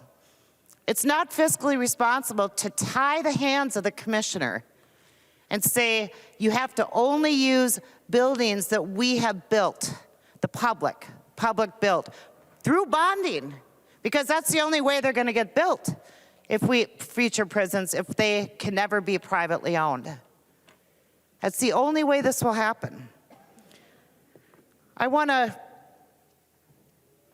just again remind the body that the Dowd Amendment is only talking about allowing the commissioner. It says they may house inmates in a privately owned facility that we lease. But again, they're staffed exclusively with public employees. So this is about giving the commissioner the ability to lease space if they want. If this doesn't go on, you're telling the commissioner the only way that they can house any prisoners is if we build new prisons. That's the only way it can happen. And that will only happen through a huge, huge bonding bill. Huge bonding bill. Which we only do apparently every couple of years recently around here. But it really, really ties the hands of your agency staff. And right now, and for the last 10 years, the agencies have been run by the DFL side of the aisle. The commissioners have been appointed by DFL governors. These are people that I would believe the DFL trusts and supports and believes in their judgment. But without this Dowd Amendment, you are saying that you don't trust in the judgment of your own commissioner. And probably by extension, in commissioners down the road who need to maybe move their office space or expand their office space. Or we've got in children and family, or in Ed Finance, we just saw the new Department of Children and Families, which I think is a good thing, frankly. We need to break up DHS, and I know a lot of the comes from there. I don't know what the plan is there, but this precedence sort of says, hey, the new commissioner of children and families, that you will have to build a new building that's publicly owned. You couldn't go into, I'm not sure, I suspect that the MDE building is a private building. I don't know if anyone knows, but the one up in Roseville, that was something else before it was the education department. So you couldn't be in there. And that's the sort of precedence that this is setting. It should not be this legislature dictating to agencies whose job it is to carry out the rules, the laws that we pass. They are the administrative branch of government. And those agencies should have the flexibility to decide whether they can find space within a currently publicly owned building or a leased facility within a privately owned building, or whether they can't do either and they need to come to this legislature and ask for billions of dollars in bonding to build a new facility. I would ask Representative Novotny if you would stand for a question. He will yield. Representative Anderson. Thank you, Representative Novotny.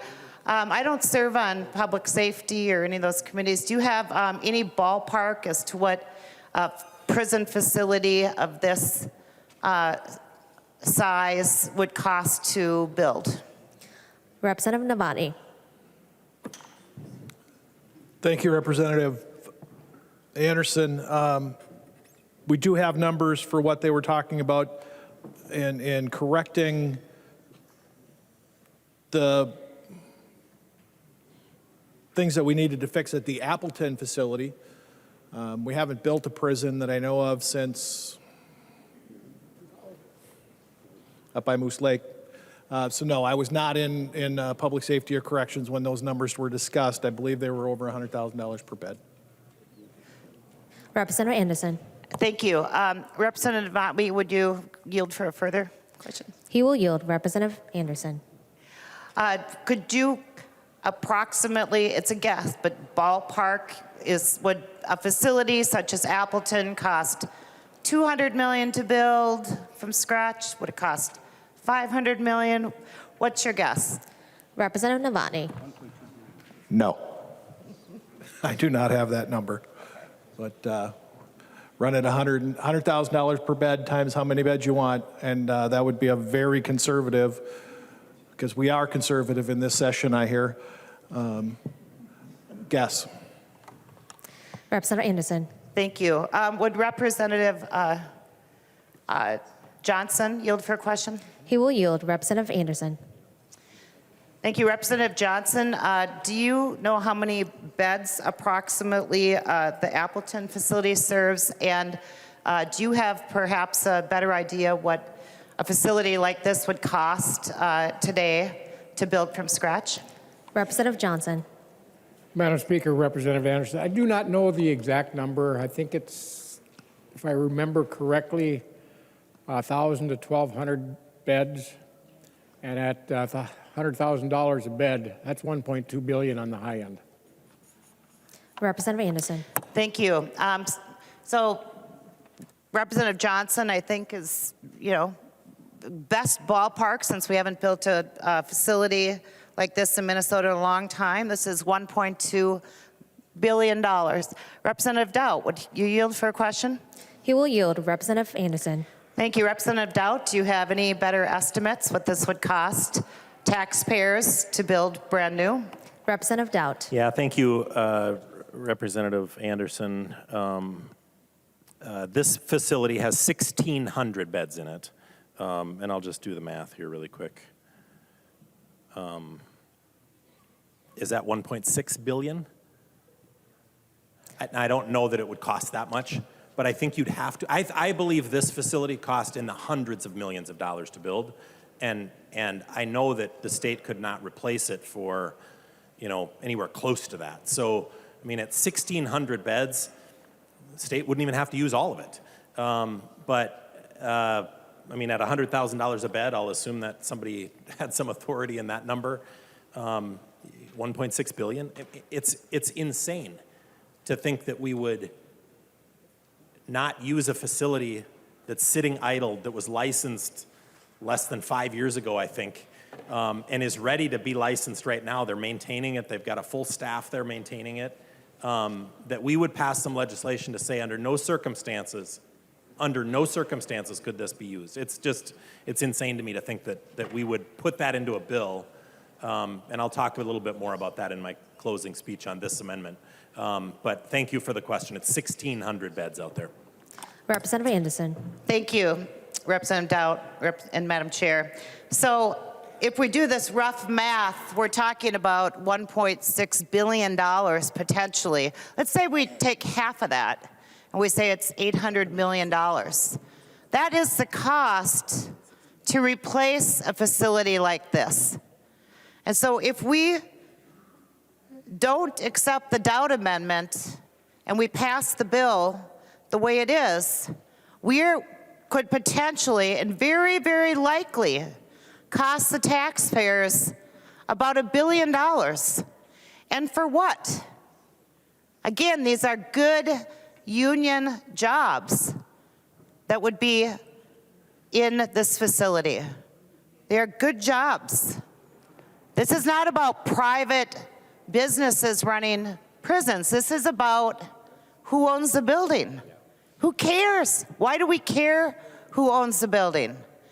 It should be our role to get the absolute best deal we can for taxpayers. And spending an additional $1 billion to build a new facility in some future bonding bill is absolutely irresponsible fiscally. So I ask our members to support the Dowd amendment, because if the Dowd amendment doesn't go on, we are telling our taxpayers we don't care about the cost of government, that we're willing to spend $1 billion some other time. But if we support the Dowd Amendment, the bill as it is acceptable. Thank you.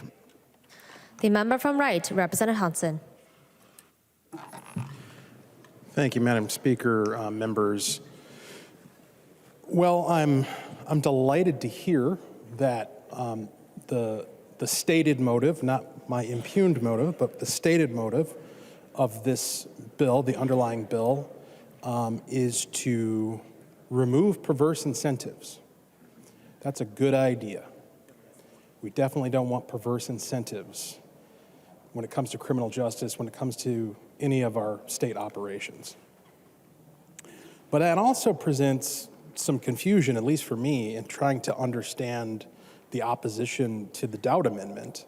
Well, and I'll come back to that briefly. I just want to make a quick comment about the concept of perverse incentives and just express my desire, if you'll indulge me for a moment, that was something we were concerned about across the board, regardless of whether or not we were dealing with a corporation. Because it's been stated repeatedly that the real problem here is that a corporation is potentially going to profit from our criminal justice system and from the incarceration of people who've been convicted of a crime. And I'm just not sure whether or not who is profiting is really the core moral issue, because we see bills come through committees every day that are appropriating money, sometimes specifically naming the organization that money is going to be granted to for this purpose or that, administering this program or that program. And one could argue, I think, quite rationally, that there is a perverse incentive in having that as our mode of doing business. We're constantly appropriating money to give to groups that are not public. I mean, not fully private either, because we have this weird non-governmental organization, nonprofit space that's kind of its own weird jurisdiction. But they're certainly not public. They're not subject to public will, public control. And so, when one of these groups comes to us and asks us for a grant, for an appropriation, especially a named appropriation that's going specifically to them, surely that's a perverse incentive. I mean, there's no shareholders in a nonprofit, but people sure are getting paid to work there. Some of them quite a bit, six-figure incomes, sometimes north of $200,000. And so I think this concept of perverse incentive is one that I just hope that we start applying more universally. To bring it back to, and I appreciate the indulgence on that point, to bring it back to the Dowd Amendment, I get it. I actually really appreciate this amendment. This amendment makes it easier for me to contend with and think about this bill, because at just the underlying amendment itself, I wasn't quite sure, honestly, which way I was going to vote on it, because I kind of come from my activist roots are more libertarian in nature. And the idea of private prisons, this isn't a particularly intellectual argument, but they make me feel kind of icky. The idea that we're going to arrest people and convict them and then turn them over to some guys who aren't officers of the state. We wouldn't do that with police. We wouldn't hire a group of guys to just strap guns to their chests and run around the community upholding the law, because we want to have that sort of direct public oversight and supervision of their policies and their training, and we want them to be accountable to somebody who has some connection to democratic government. And so the idea of banning private prisons is something that kind of instinctively appeals to me, but I also recognize the hazards that have been articulated tonight on the House floor, which is that if you take a tool out of the toolbox of being able to use an asset that is there, then you could end up finding yourself in a situation where you have a need that you cannot meet, not because you don't have access to the resources and the facilities to be able to meet that need, but because you have arbitrarily boxed yourself in with policy, boxed yourself in statute, and said, we can't use this facility because of the type of facility it is, because of who owns it, because of where it came from. Now, the Dowd Amendment gets around that. It gets around that by saying, we're gonna thread the needle. Yes, we're gonna say that as a rule, we don't like the idea, we think it's icky, the idea that we're going to arrest people, try them, convict them, and then turn them over to a corporation to be incarcerated out of the public eye. We're saying we're not going to do that, but we're also saying that we're not going to shut ourselves off from the ability to be able to make use of an existing facility that's ran by us, that's ran by our Department of Corrections, staffed with folks who are accountable, just as accountable in that private facility as they would be in a public one. It removes and as far as perverse incentive is concerned, I'm not sure where that would connect in this scenario, because whatever company owns the private facility, let's talk about Appleton, for instance, they have no influence over how many people get arrested, how many people get convicted, how many people get sentenced and sent to a facility that we're leasing. If we're leasing it for our purposes, for correction purposes, then the extent to which it gets used is going to be determined in exactly the same way that we determine whether or not somebody goes to a public prison. So the Dowd Amendment addresses the concern of perverse incentive. It provides flexibility for the state to be able to make intelligent, rational, fiscally responsible decisions. I mean, we're kind of ticking off all the boxes of reasons why you would oppose this amendment. I'm really not left with much in terms of understanding why you wouldn't want to go with the Dowd Amendment. So I would suggest and encourage you to support it. Thank you. The member from Clay, Representative Joy. Thank you, Madam Chair. This amendment, I sat here and I thought about it, and Representative Dowd, kudos to this amendment. You know, when I was a former mayor, I would have had you on my EDA board for creating jobs. Good job. But with that saying, you know, when we talk about not having services or things like that to these prisons or like that, I live in a rural area. We have volunteer firemen, you know, and some of ours are understaffed. So we do a thing called mutual aid. You know, when you put things in play or cities in play, you figure out how to get emergency services there. You know, we don't shut things down. I think this is a great amendment. You know, when you think about this and we talk about leases and should the state get into leasing, should they not? Is this, you know, this isn't forcing this facility to be open, but it's also an option to lease it. Currently today, the United States has made a great decision that 25% of the post offices in the U.S. are owned by the United States Post Office. 75% are leased. Funny they use that number. They must think leasing's a good idea too. So with that, I think, members, we need to vote for this amendment. This facility is either going to not get used and turn into a sore spot for us, and eventually they're going to come and ask for us for money to tear it down and do all this. Let's put it to good use. You know, so Representative Dowd, I think this is a great amendment.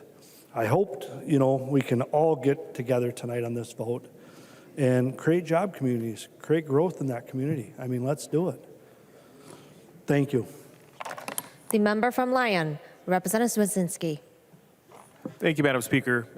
You know, I too rise in support of the Dowd Amendment, and I just want to thank Representative Dowd and Representative Anderson and Representative Backer on their work on these issues over the years, and really, you know, the understanding of what it means to stand up for rural Minnesota. And you know, this conversation can be about publicly owned or privately owned, but at the end of the day, what is it about? It's about jobs. It's about opportunity. It's about doing what's right for a small community. Doing what's right for a small community. And I understand, you know, the winds are what they are, and the majority is where they're at, and the minority is at where they're at. But at the end of the day, if this amendment doesn't go on, I don't know what the future is for that prison. But I can tell you what, if this bill does not get amended, doesn't get fixed, there's a decent chance that this prison will be publicly owned.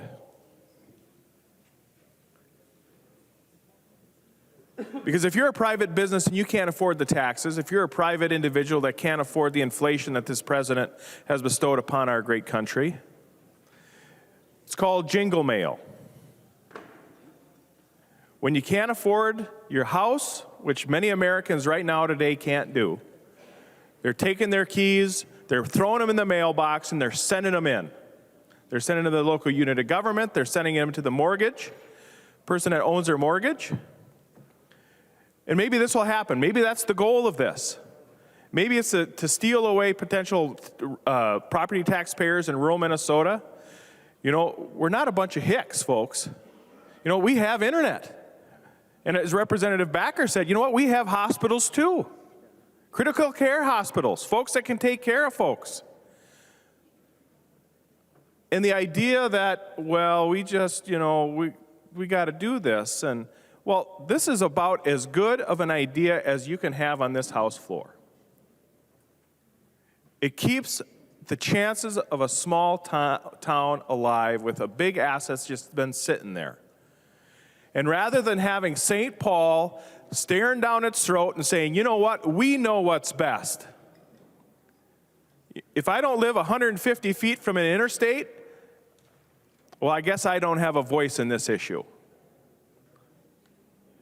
My closest interstate is Highway 29 in South Dakota. We're just out there. We're trying to make it work. This amendment gives light to a small town. And potentially, not saying the state has to do this, but hey, if the opportunity comes in the future where we need to house inmates on state taxpayer dime, we do it on taxpayer dime and time by having state workers do the work, run, manage, operate the facility. I don't know if it'd be a triple net lease or what it would be, but it's certainly better than taking this facility and flushing it right down the toilet. That's a real investment for rural Minnesota. And I can tell you, my first day is door knocking. You know, I have the district that's just south of this facility. This is a number of years ago, and I can remember folks were out fixing this house up, a nice little rambler on the edge of town. I think it was the town of Bellingham. And there in the shadows of this house was an old schoolhouse that shut down. And many of you know, if you have a small town, you know, we have consolidations. We used to have schools, you know, in every section of land. That doesn't operate that way anymore. And sometimes we have schools in every little town, and those are closed too. Those are closed too. And it's just, I just don't understand why an amendment like this wouldn't be considered friendly. We're not saying, hey, tomorrow we're going to have a busload of folks and you're going to send them down there. No. We're just saying, hey, the end of this pen. Can anyone see the end of this pen? It's really, really small. And right now I have the end of the pen out. That's all the light at the antenna that these little towns have. This amendment allows that pen tip, just that little bit of shininess, a little bit of light for this small town to say, hey, we might have a future. We may be able to have 300 jobs, 100 jobs, 50 jobs. And when you let go, the pen tip's gone. If you don't take this amendment, that opportunity's gone as well. And you know what other thing that this pen does? It can write on the wall. And we can write on the wall that says, small town, we don't care.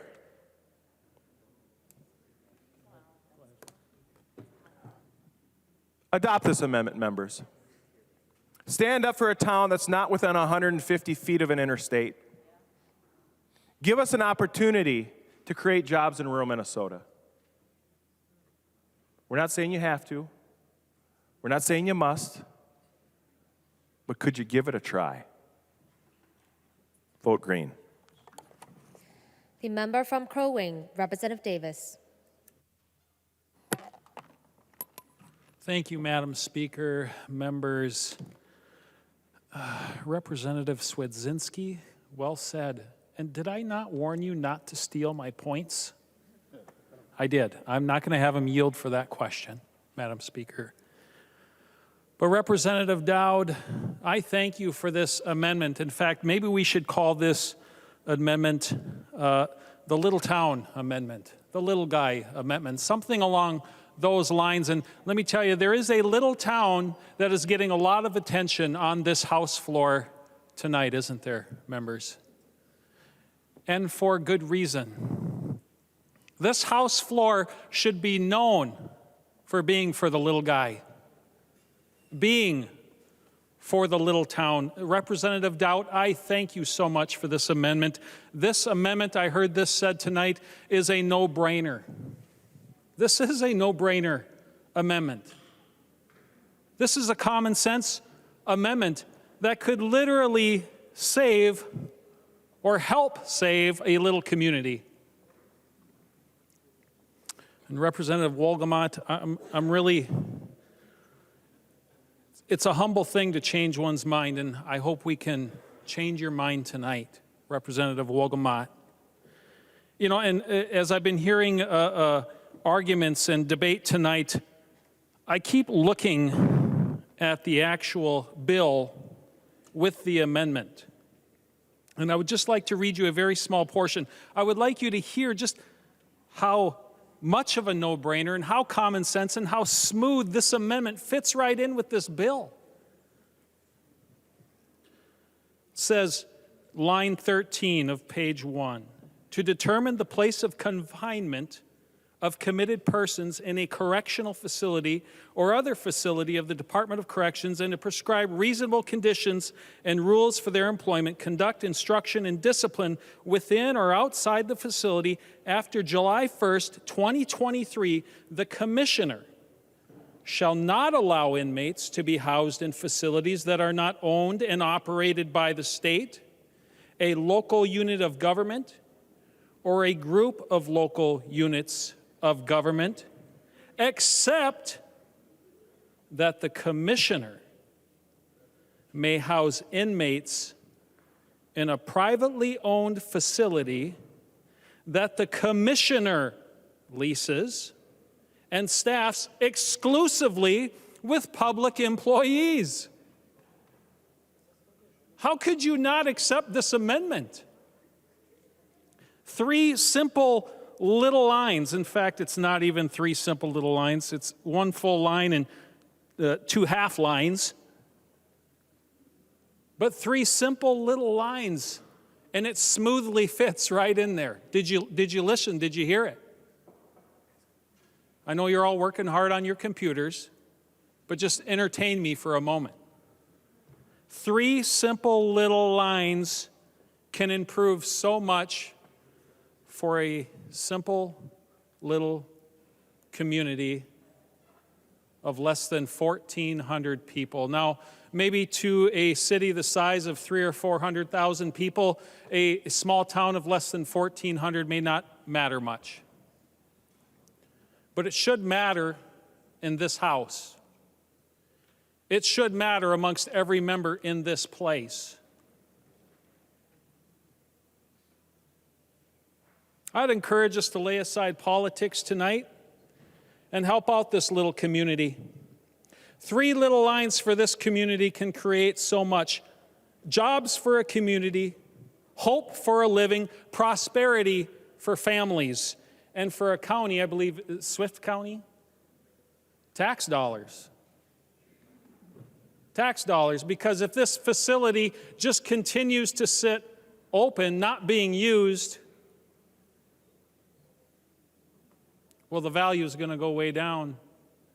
And we know what happens in a county when the value of property goes down.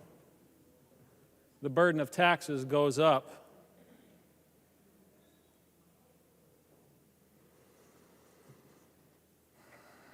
This could be a bright spot for us, for the entire House tonight, and a bright spot for an entire community, a bright spot for rural Minnesota. Let's give them a chance. This community of 1,400 people matters to me tonight, and I believe it matters to many of you. And again, you may be sitting there, oh, come on, this isn't going to help this community. 100 to 200 jobs? Madam Speaker, would Representative Anderson yield for a question? Which one, Representative Davis? The representative from Pope County. He will yield. Representative Davis. Thank you, Madam Speaker. Representative Anderson, in your estimation, just give us a ballpark figure. How many jobs could this produce for this community? Representative Anderson. Thank you, Madam Speaker.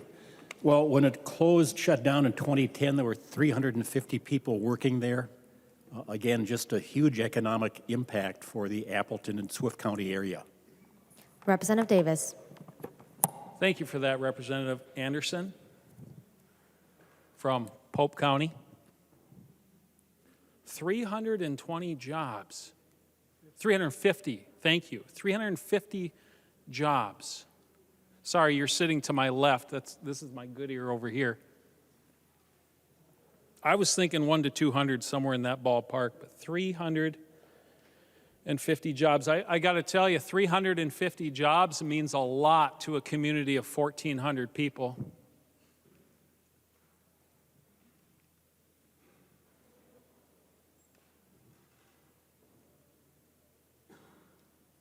Members, please change your mind.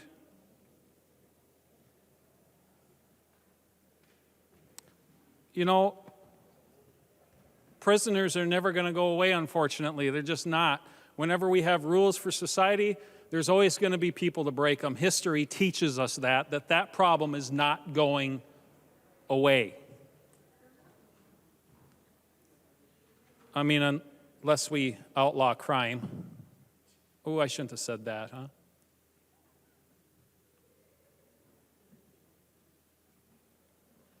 Members, please change your mind if you haven't already. An entire community, small community, rural community is depending on us tonight. And they're watching and they're listening. I guarantee you that. Please vote for the no-brainer, common sense, little guy, little town, little rural area community amendment that Representative Doubt has offered us here tonight. Thank you, Madam Speaker. The member from Meeker, Representative Erdahl.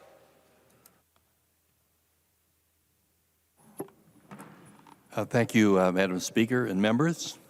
You know, over the years, I've spent a fair amount of time in Appleton. Sporting events. They had a TV station there, public television. They lost that.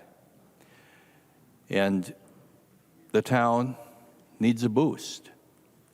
It needs some help. Closing the prison took away all those jobs. They've had other job losses, population decline. The Doubt Amendment authorizes a privately owned facility to be operated by public employees. Private prisons take the burdens off government and put it onto a private company. Instead of all the business of running a prison, the government is responsible for sentencing, classifying, and assigning inmates to prison and requiring oversight. That oversight can be done privately. Private prisons in the United States incarcerated 115,428 people in 2019, representing 8% of the total state and federal prison population. Since 2000, the number of people housed in private prisons has increased 32%, compared to an overall rise in the prison population of 3%. Regarding safety, a 2005 study from the Bureau of Prisons found being an inmate at a private prison seemed to reduce the probability of violent misconduct. Private facilities can provide better services than public prisons due to their funding from local and federal government. This is a plus for the rehabilitation of prisoners. In rural Minnesota, the Appleton area needs an economic boost that using the prison in Appleton could provide. Western Minnesota is losing population, losing jobs. Our schools there are suffering. The Dowd Amendment provides a common sense approach to a serious problem. Many prisoners are being double bunked in Minnesota prisons. We have space concerns. Using the prison in Appleton would promote safety and economic growth that is badly needed. Private facilities can provide better services in public prisons. This is a good, common sense amendment. You should vote green to help out, again, a small town and to help out a whole section of Minnesota that really needs a helping hand. Vote green. The member from St. Louis, Representative Zeleznikar. Thank you, Madam Speaker. And I rise in support of the Dowd Amendment. I think as House leaders, it's important that we remember to keep all tools in the toolbox. 1992 may seem like a long time ago, and while I wasn't a House of Representative at that point, I do remember the year quite well. I was married that year.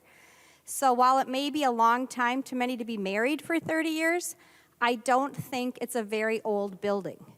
And when I look around and I see we look at European buildings, their 30 years is nothing. So I ask myself, why would we not consider leaving all options on the table in the state of Minnesota? We're proposing at this very time to renovate the state office building. That was built in 1931. So, and it was renovated, I believe, in 1980, and it's going to cost $500 million, and it's... Point of order, Madam Speaker. State your point of order. Masons 101, the debate needs to be confined to the subject before the body. We are getting far afield from the subject. Members, please keep your remarks confined to the A5 Dowd Amendment. Representative Zeleznikar. Thank you, Madam Speaker. I speak to the point of buildings and what the cost of buildings are because we're talking about a building that has been built, that is relatively new, 1992. And we're talking about another building that we're going to renovate that is older than that we're going to renovate for an alleged $500 million. So what are some of the options that I would hope we would consider? And maybe the Department of Corrections is going to want to consider as we move forward with needs in the state of Minnesota. Shakopee facility that's for women now has pregnant women that come into the facility. Shakopee started in 1986. To my understanding, we have more women that are pregnant that are entering correctional facilities. I also read an article from January 27th of 2023 about overcrowding for Shakopee women, double bunking. Seems to be a gender inequity in my mind for women. Women are double bunking, women who are pregnant, women who now have their babies in the facilities, which I think was an innovative way to keep families together so that that child can bond with the mother. But if we have overcrowding in Shakopee right now, Why would we not look at utilizing another facility that's already been built? Especially when Speaker Dowd is talking about that this facility can be leased and we can have public employees. Public employees that will have great jobs in a rural community, and people want to live in rural Minnesota. I looked at what the population was when this was going on. The population in Appleton in 2000 was 2,881. The population in 2021 in Appleton was 1,367. That's over 1,500 people for that community. Imagine what that community would be doing if it had 1,500 more people. Imagine the possibilities. We are now doing broadband grants. We have people working remotely. We have the opportunities for people in rural Minnesota. We're putting initiatives across the state to support that. It seems crazy to me that we would limit opportunities for best practices in corrections. We don't limit opportunities in every other committee I sit on where we are allocating millions of dollars and we're looking at partnerships with nonprofits, and those lease arrangements that go on between private business are happening every year.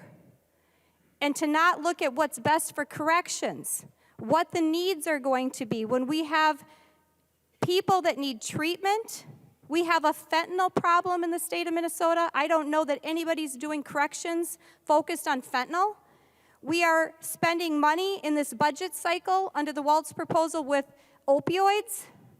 Addictions are part of the whole treatment plan in correctional centers. Who's to say that we don't have a best practice that's going to be possible to be utilized in a facility that's already been built? Having built facilities on a much smaller scale, only 15 years ago, I can tell you what the building costs are for materials, for supplies.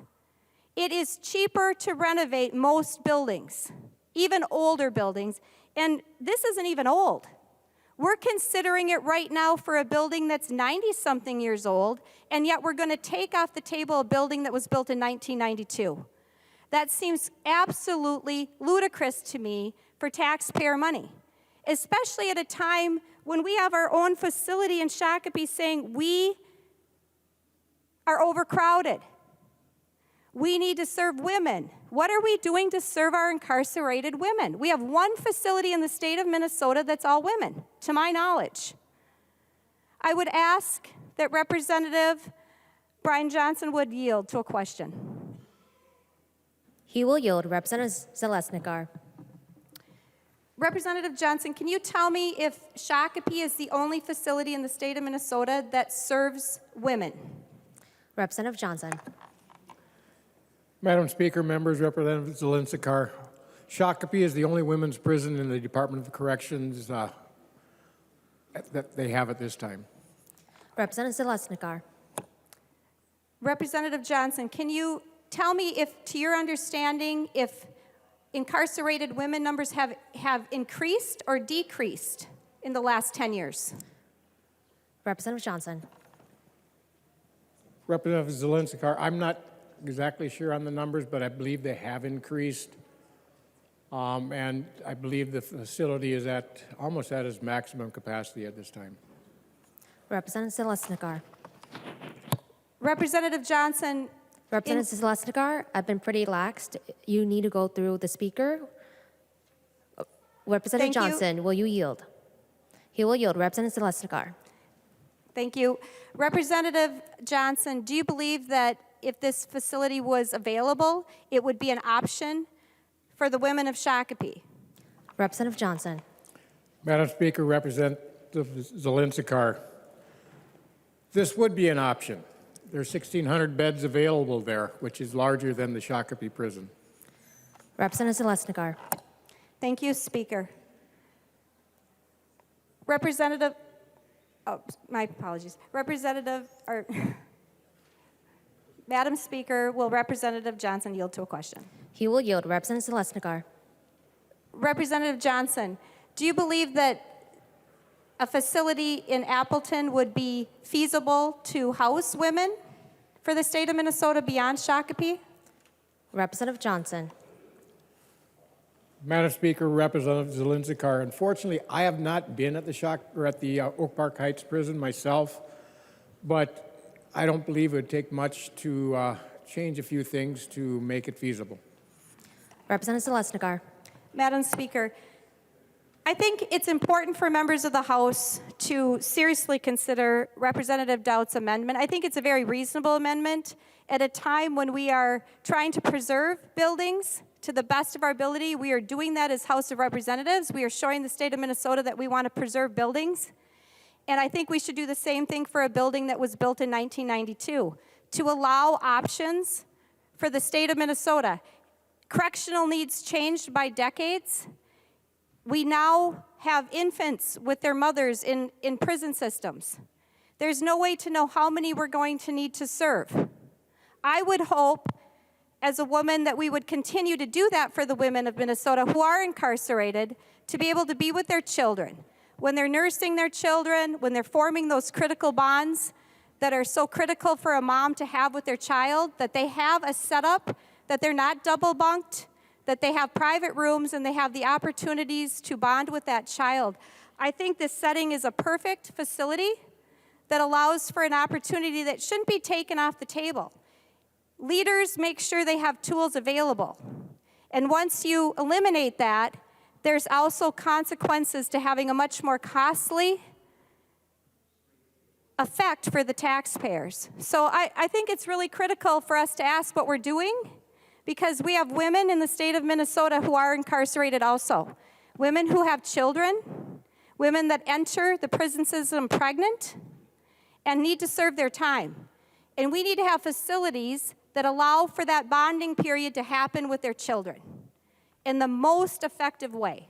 And if it's full and near capacity at Shakopee, we are not prepared in the state of Minnesota to care for pregnant women who are incarcerated. And that is going to be a tremendous setback for these children, where we're trying to close learning gaps and we're trying to have them have their best start, to have one Minnesota. We cannot forget about pregnant women in the state of Minnesota who are incarcerated. And I think that we are doing a great disservice to the state of Minnesota by not assuring that women have the proper setup in a prison system that we would hope that all of us would have to care for our child and to bond with our child successfully. Thank you, Madam Speaker. The member from Anoka, Representative Scott. Madam Speaker and members, you know, I was raised with a little bit of a motto here and there, and one of those mottos was keep your options open, right? And this is really closing a really viable option that may be very useful to the state of Minnesota. And I really don't understand why we're wasting the paper to put in our statute books to take this option off the table completely. It seems unwise to me. And I'm wondering if Representative Johnson would yield for a question, Madam Speaker. He will yield. Representative Scott. Thank you, Madam Speaker. Representative Johnson, a lot has been said in the law enforcement community over the past few years about the need for mental health beds. Could you elaborate on that a little bit? Are there, as far as, I think there's some statistic out there that says the percentage of people that are incarcerated that also have mental health concerns. Representative Johnson. Madam Speaker, Representative Scott, mental health issues is a huge issue for law enforcement. Many of those incarcerated in our county jails have mental health issues. A couple years ago, I believe we passed a law that we had to provide services, I believe, within 48 hours. The problem is there's no beds. There's no beds to put anybody that needs the assistance. And we put a priority on those that are incarcerated, and so those people that are not incarcerated have no place to go.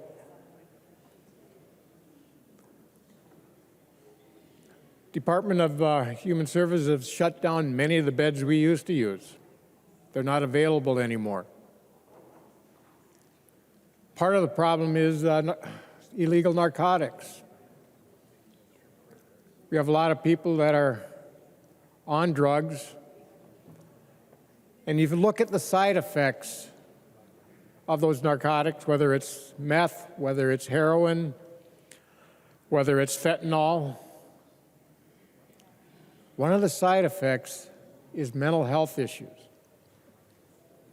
Now, some had the mental health issues before they started the drugs, but the drugs enhanced and started and caused many mental health issues. We can work and fix the addiction issues much easier than we can fix the mental health issues, because it takes much longer for the brain to heal. Now, because of those issues, our county jails are filled, or were filled until COVID hit, and they're getting back to being filled up again. We don't have the backlog in the court systems from COVID shutdown. But we have the other issue where these people on narcotics and their mental health issues, because they have other issues, some are homeless, some are kicked out of their houses because of the problems they're causing in the home. Because of the problems they caused, they might have restraining orders where they can't go back to their home. Now these people are out committing more crimes, burglaries, thefts, narcotic sales.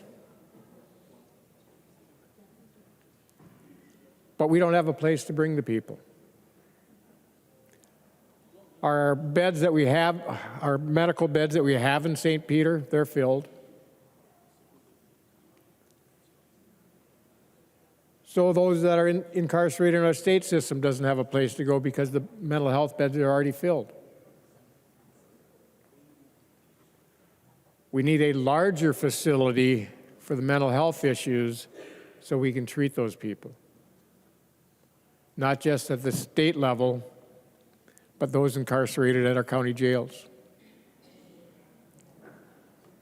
We need to start looking at a facility where we can house both, give them the treatment they need, give them the services they need, getting them the help they need.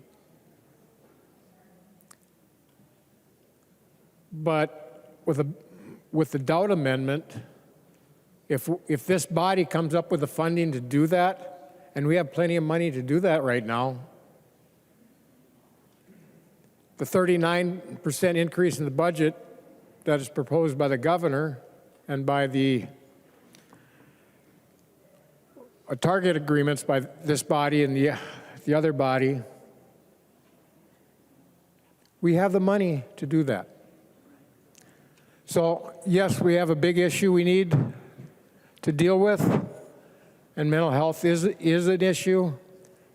And with the doubt amendment, it's a possibility we could use that as an issue to get people into treatment that they need. Representative Scott. Thank you, Madam Chair, or Madam Speaker, and thanks for that, Representative Johnson. Again, keep your options open, right? I know Anoka County is getting ready, or they are trying to get it situated to build a new jail facility, and part of that, I would say, well, I'm not going to speculate. A large portion of the expense of that is to make the facility in a way that they can treat the entire inmate, meaning their mental health and so forth, because it is such a big problem that those in the corrections and in law enforcement face each and every day. So again, this is a situation where, thank you, Representative Dowd, because you're keeping the options open. You can staff it with government employees, but let's keep our options open. We don't need to be taking things off the table it's really meaningless to do this. So let's keep our options open. Vote green on the Dowd amendment. The member from Isanti, Representative Dowd. Thank you, Madam Speaker, and thank you, members, for the vigorous debate on this issue. Before I forget, I'd like to request a roll call, Madam Speaker. Roll call being requested. Seeing 50 hands, there will be roll call. Representative Dowd. Thank you, Madam Speaker, and members. You know, sometimes we try to drag things out a little bit on the floor, and I don't want you to think for 1 second that this is one of those times. And laughter was not the appropriate thing at that time, because as I have sat here, I have got angrier and angrier about this bill. Because this bill doesn't solve a problem in Minnesota. This bill goes after one little town in one member's district. One member. And by the way, if this bill becomes law or doesn't, there's probably not ever going to be a private prison in the state of Minnesota. We don't need this bill to accomplish that. But I'm going to walk you through some of the facts of this so that you can see why we're passionate about this. When one of your members goes after so personally one of ours and their little town, it does make people angry. This place that we serve in, I don't know where Frank Hornstein is, but he says, he loves when I give the speech and I say, look up and look at this beautiful room that we all have the honor to serve in. And we represent Minnesotans. They send us here to do their work, and this is the beautiful place that we get to work in. And I think out of respect for them, we should treat each other a little more respectfully. I will tell you that this is one of the more personal things that I have seen on the House floor in my time here in the legislature. And there have been some. I've probably participated in some of them. But at some point, we all have to agree to do a little better and treat each other a little better, or this place is going to continue to be circling the drain of the toilet. And I think that's what Minnesotans think about politics in this state right now. Would Representative Zalesnikar yield for a question? She will yield. Representative Dowd. Thank you, Madam Speaker. And I just very quickly, because I do want to move to third reading on this bill, Representative Zalesnikar, and because I sit behind you, I couldn't totally hear what you said, but I'd like you to repeat, and I'd like for members to just pay attention to this, because you gave a couple of years and you gave the population of the town of Appleton. Can you tell me what years and what the population was again in the town of Appleton? Because I wasn't able to catch it, so I would appreciate it. Representative Zalesnikar. Thank you for the question. Representative Dowd, the population in Appleton in 2000 was 2,881, and the population in Appleton in 2021, just a year later, was 1,367, which is 21 years. My apologies. Representative Dowd. Thank you, Representative Zalesnikar. And I hope members listen to that. And please, I understand it's very easy to zone out in this place and read emails. Please pay attention to what we're doing here, because I want you to understand why this is so personal. Okay? The population of Appleton in 2000 was 2,881. That prison was built in 1990. The population of Appleton in 2021, I'm going to call it today. The population of Appleton today, 1,367. They went from 2,881 to 1,367. Literally more than half of the population gone. So when this prison, which had 1,600 beds, was open, employed, we believe, approximately 350 people. And along with those 350 people were their families, and I assume there were some contractors or some ancillary, just like when another business opens, there are businesses that serve that business. Maybe they do food service, maybe they wash the sheets, I don't know what they do. But I would assume there were some other businesses in the area that served that prison, okay? The first thing that I want to be clear of is what this amendment does and what it doesn't do. This amendment does not allow a private prison in the state of Minnesota. This amendment does not allow a prison to be opened without public or union employees. This amendment simply allows the state, if they choose, to lease an existing building in the state of Minnesota and operate it themselves. That's all it does, with union employees, state public employees, operated by the Department of Corrections, by the Commissioner of Corrections here in the state of Minnesota. That's what this amendment does. And somebody said it really clearly earlier that this amendment just leaves a little window open for this great community of Appleton. A community that went from 2,881 people in 2000 to 21 years later having 1,367 people. Ask yourself right now what you think it did for them to close that prison. What did it do to this community? It's a rhetorical question. It devastated this community. It devastated this community. And this community is holding on to a little hope, just a little bit of hope, that maybe someday the state would want to use this prison and operate it.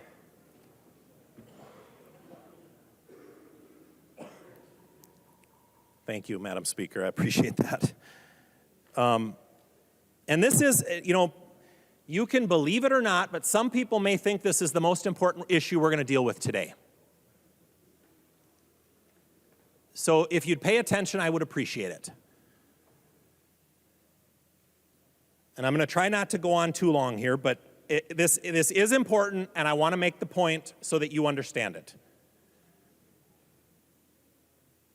Regardless of whether we pass this bill or not, there will not be a private prison in the state of Minnesota. If you adopt this amendment, despite what the bill author said when he spoke about this amendment, when he answered a question, he said we need to defeat this amendment to make sure that there aren't private prisons in the state of Minnesota. That is a false statement. This amendment would not allow a private prison in the state of Minnesota.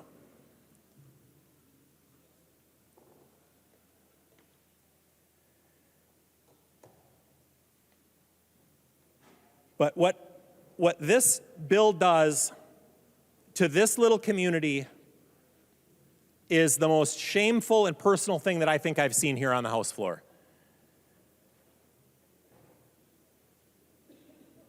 I asked Representative Anderson, and Representative Wolgamott, just look over your shoulder for 1 second. Just let me know that you're paying attention. I got a thumbs up, but I didn't get eye contact. I at least appreciate that. Representative Wolgamott, I'd like you to look back here if you would, and not at me, because I'm going to ask you, and it's a rhetorical question, I'm not going to ask you to yield. As long as you look back here, I won't ask you to yield. Do you know Representative Anderson? Have you gotten to know him? Representative Daudt, please stick to the issue of your amendment, the A5 amendment. Madam Speaker, I'm trying to make sure that the member who offered this bill understands that his bill will decimate the community that is represented by Representative Anderson. I think this line of questioning is probably the most appropriate thing we've seen in the House floor today. And I'm not asking him to yield, but I just want to know, because what I want to tell you, Representative Wolgamott, that this guy who sits right in front of me is probably one of the nicest, most thoughtful, most caring members of the legislature. He's quiet. He's not always the one that's speaking the most, but he cares a lot about his community, and he cares about the people in his community. And I understand that you also care about your community, and that in your community you have a prison. I don't know how many beds are in it. I can't remember that, and I'm not going to ask anybody. But it's the St. Cloud prison. And the St. Cloud prison, by the way, the Appleton prison was built in 1990. 32 years old. Or 30, just about 33. The St. Cloud prison was built in 1889. It's 101 years older than this prison. 101 years. Stillwater Prison, built in 1914. I wouldn't in a million years as a member of this legislature come to this floor and offer a bill or an amendment that closed the St. Cloud prison in your district.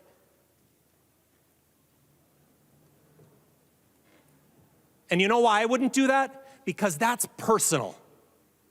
That devastates a community like Appleton when you do something like this. And by the way, the worst part of this is you're doing it for no reason. There's no threat of a private prison. There's no threat of this prison reopening right now. All I'm trying to do, and all Representative Anderson's trying to do, is give one little glimmer of hope that maybe it could.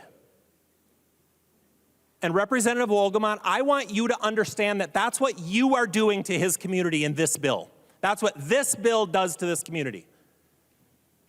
I asked Representative Anderson earlier how much this prison pays in property taxes. In the last 5 years, the average amount of property taxes paid by this facility, the average per year, $804,000. $804,000. Some of that goes to the county, some goes to the school district, we all know how that works, right? Those of you on the property tax committee probably understand it a little better than others. Some goes to the city. The city of Appleton, we had a little conversation here earlier. The city of Appleton gets approximately, pay attention, the city of Appleton, this little city with 1,300 residents, gets approximately 30% of their tax revenue from this facility. 30%. Representative Wolgamott, do you know what happens when you pass this bill into law and you take away that little glimmer of hope that maybe someday this could be used against? And whoever owns that prison right now is going to go right to the county assessor and say, you know what? They just passed a law that made this facility useless. And by the way, we'd like a reduction in our assessed value. And they will get it. And you, by passing this bill, are going to take away 30% of the tax revenue from Paul Anderson's little town. A town that you've already taken half the population from. You heard the term kick them while they're down? Or poke the bear? Representative Wolgamott, I would never in a million years question your motives. But I can't believe that somebody at home wouldn't think that you're trying to promote your 1889 prison and save that when there is zero threat of that prison closing and zero threat of this one opening. But you've got to pass this bill just to show those people that you're working for them here. And of course, I would never say that, but my guess is that people at home might think that on their own. And I wouldn't want you to fall into that situation.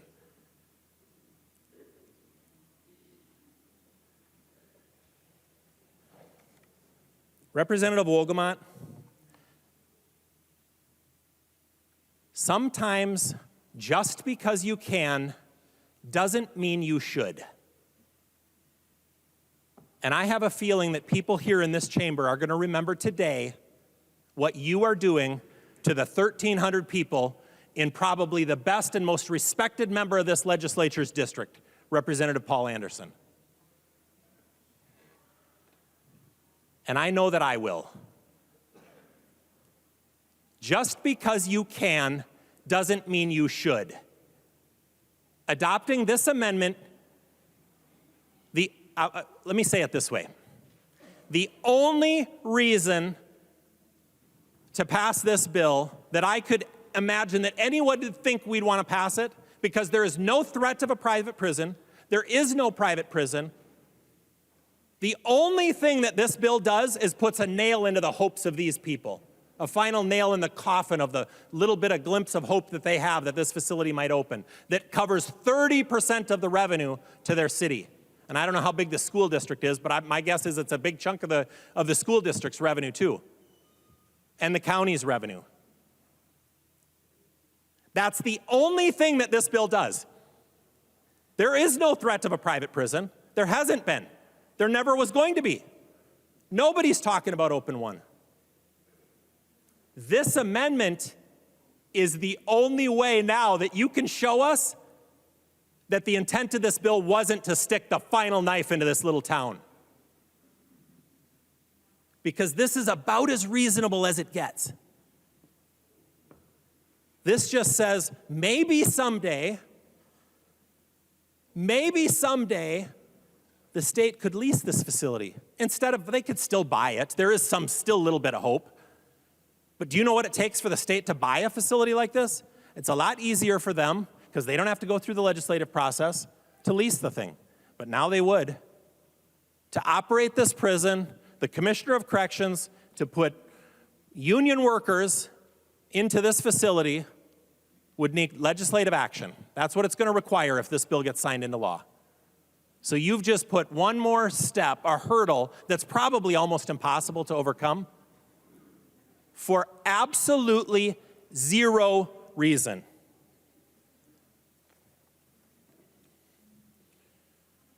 I just can't tell you how disappointed I am in the very personal, direct attack on this little community. It's the only thing that this bill does. And I'm going to tell you, Representative Wolgamott, that your community and your prison, which is under no threat, is not more important than Paul Anderson's 1,300 residents in that little town. Representative Daudt, if you can debate the content of the bill and not go to motives, whether directly or indirectly, skating on the line, going over the line, coming back. So if we could just stick to the content of the amendment to the bill and the reasons for that. Representative Daudt. Thank you, Madam Speaker. I've been very careful, and I know where the line is. But I also want to make sure that people can see and that people are paying attention. Because while I can't say it in this chamber, everybody at home knows it. And it's not motives. I'm not going to question your motives. But this bill only does one thing. It's not going to prevent a private prison. It's not going to, because there isn't one. There's no threat of a private prison. There's nobody talking about one. The only thing this bill does is attack this community right here. The little town of Appleton, which already has less than half the population they did 25 years ago. To think that we couldn't have the government a private sector own a building and lease it to the government. I had a member come up to me and say, hey, do you know that these certain type of buildings are owned by the public and leased to the government? And I said, you've got to be kidding me. And I quick Googled it. There are 31,132 post offices in the United States. 31,132. I just assumed that those were all owned by the federal government. They are not. They are not. 75% of them are owned by individuals who lease them back to the federal government. You already heard Representative Anderson and former State Auditor Anderson talk about the fact that we lease all kinds of space right here in St. Paul. The State Auditor's office is in a private building. Most of the Attorney General's office is in a privately owned building. Explain to me why we're just going after this one town. And when this place degrades to a place where all we do is throw words back and forth at each other, and we don't actually sit and break bread and talk to each other and actually try to solve the problems that Minnesotans care about, I want you to think back to this moment when you made it that personal on the House floor.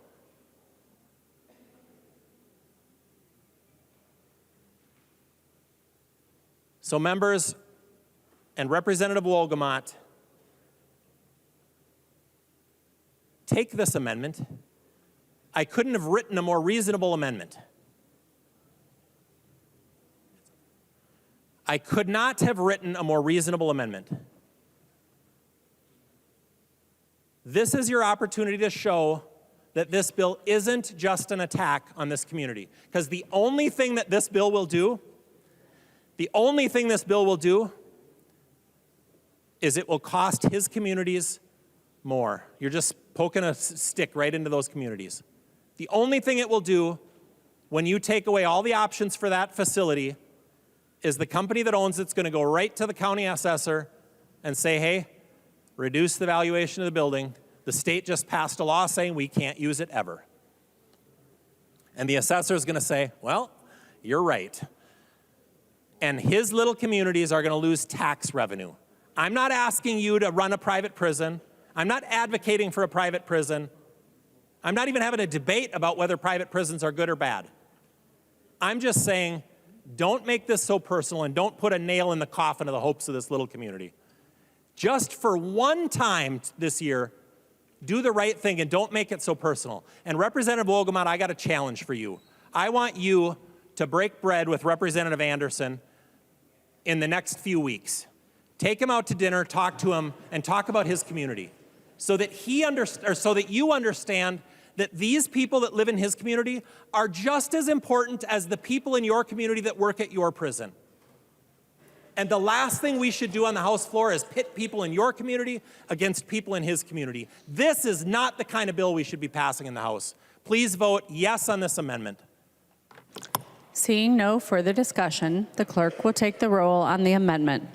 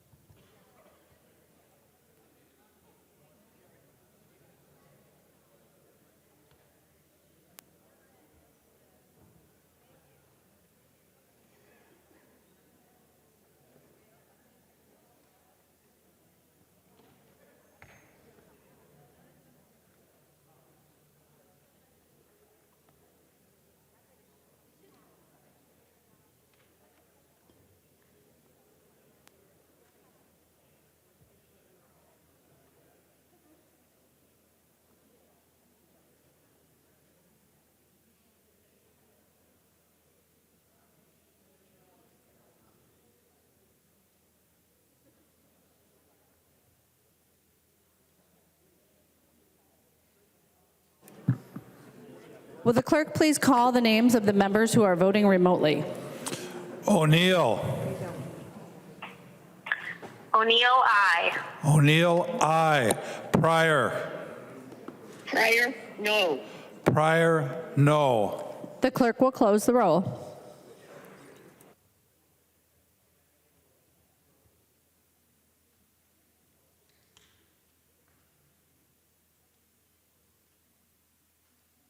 There being 63 ayes and 69 nays, the motion does not prevail. The amendment is not adopted.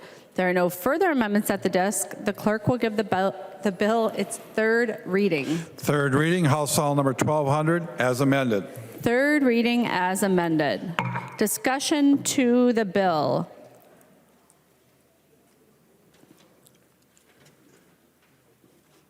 The member from Hennepin, Representative Nadeau. Thank you, Madam Chair. We've maybe talked this one to death, but I'm going to look at. I want to look at this a little bit differently. You know, Representative Dowd is right. You know, this bill, if it passes or doesn't, doesn't impact one Minnesotan today, but it could. It could in the future. You know, some of the best work that we do in government, Representative Wolgamott, is when we partner with nonprofits, we partner with private industry to produce those outcomes that we're trying to achieve. And public prisons, I mean, we partner with private organizations all the time. I mean, for food, for medication management, phone calls, vocational training, medical services, building management, site care. We do it all the time. And I'm afraid that the language in this bill reduces one of the tools that we have. And, you know, there's been some local governments, not in the not too distant and not that long ago, that basically made some decisions to eliminate some juvenile justice, juvenile correction facilities. Maybe it was a good idea, maybe it wasn't a good idea, but they definitely lost that tool. And honestly, in some cases, it was great. Providing multi-systemic therapy, family functional therapy in a community-based setting honestly fits the needs of a lot of juveniles who don't need to be, in a higher, more restrictive setting. But right now, we don't have that option. So tools that we have in government can be used well, or they can be used poorly. And I think eliminating the ability for us to use this tool, I think, is a mistake. Imagine, if we will, a prison contract, private, nonprofit, public, that actually has some performance-based components for reducing recidivism. I mean, Minnesota has one of the highest recidivism rates in the country. And just imagine if we could build some performance components into a prison contract. We partner with nonprofits, we partner with for-profits, and we do it because they can be more innovative. They can do things that sometimes government can't. They provide best practices from across the country, from across the globe, that maybe we don't know about. So with that, I'm not going to go on. I want to, members, don't vote yes to reduce tools for government to actually be more efficient if possible. Don't reduce the amount of options that we have in order to serve the people, even if we're serving our incarcerated populations. Don't reduce the options that we may need in the future. Thank you, Madam Speaker. The member from Anoka, Representative Niska. Thank you, Madam Speaker and members. Thank you, Representative Doubt, for trying to fix this bill.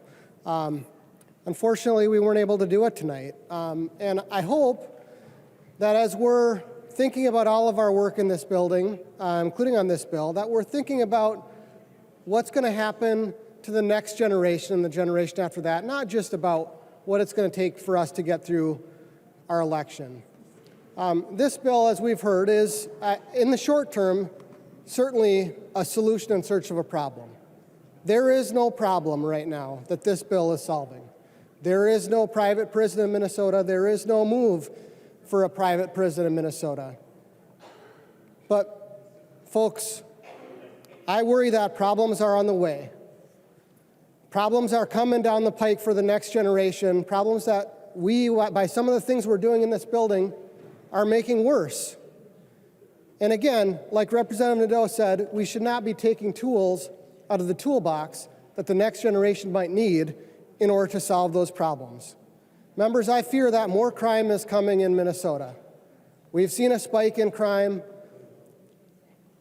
but we're passing policies, we're proposing policies in this place and passing policies that are going to exacerbate that crime in the future.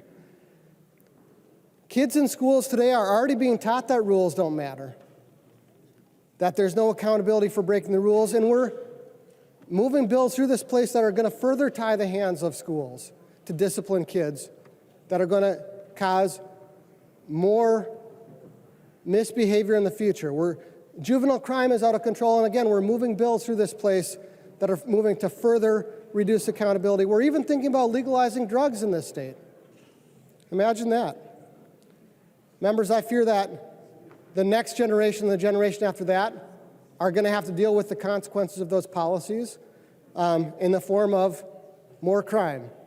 And a legislature and a governor down the road might be serious about dealing with crime by incarcerating some people. And when they do,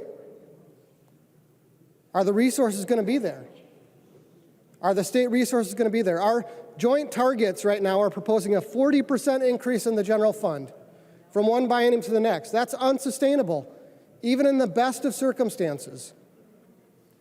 But what are we doing to the tax base at the same time as we're jacking up the general fund and creating a spending bind on our state? We're passing anti-business policies as fast as we can that are going to erode our tax base. The blackout bill that's going to increase our energy costs, earn sick and safe time, family leave. We're even targeting specific businesses, telling them they're not welcome in this state. Amazon, Uber, Lyft, everyone else, bills coming through this body, passing through this trifecta, telling taxpayers, telling businesses, go other places. Members, we're creating the circumstances, a bind in our state. I fear in the next generation we're going to have more crime and not the resources to deal with that crime. And so we're going to need tools in the toolbox. We're going to need tools in the toolbox. You know, I think about the sign on a fire extinguisher, break glass in case of emergency.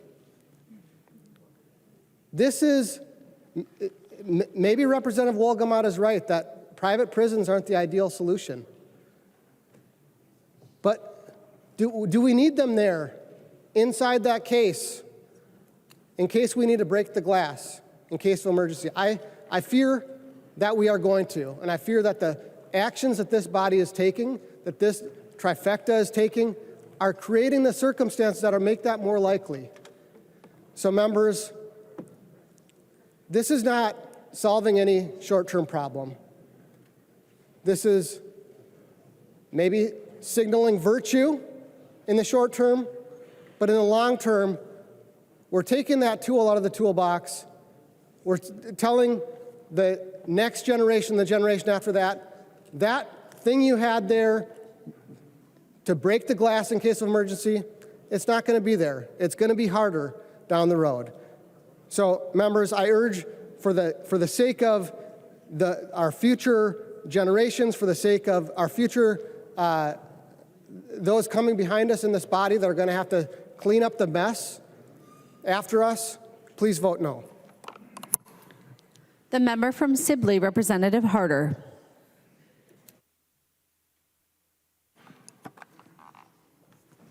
Thank you, Madam Speaker.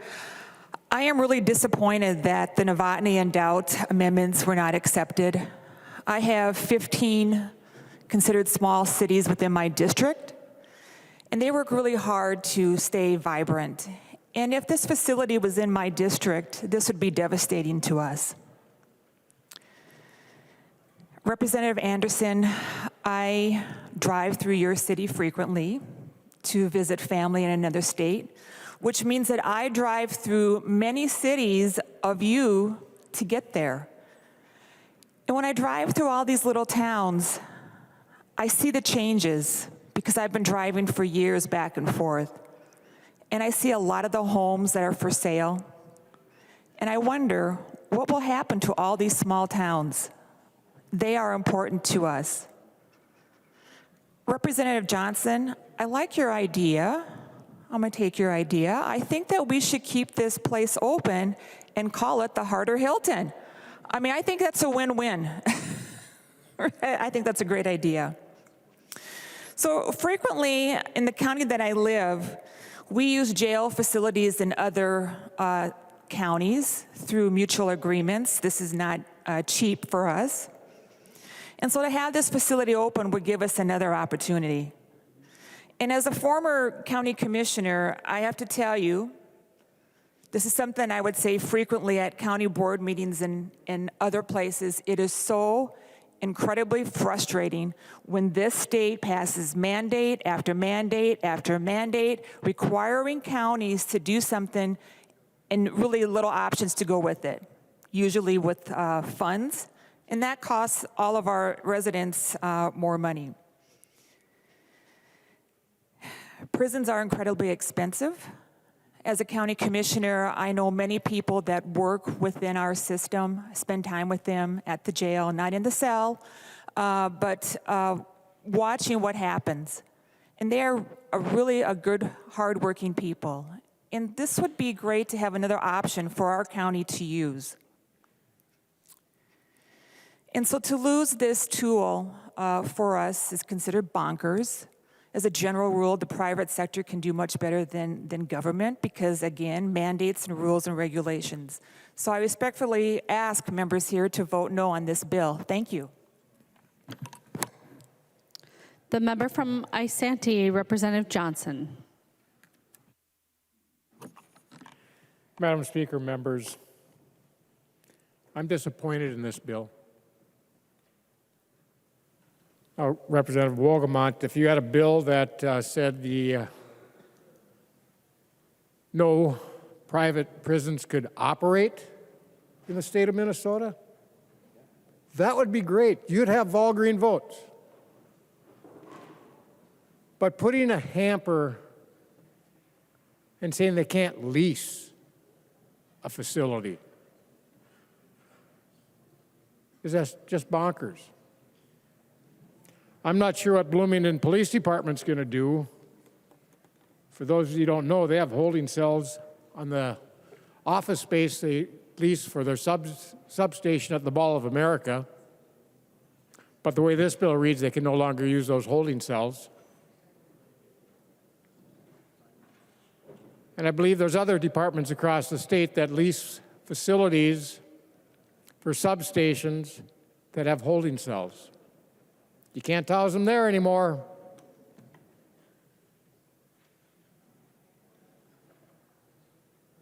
Because they're leased space.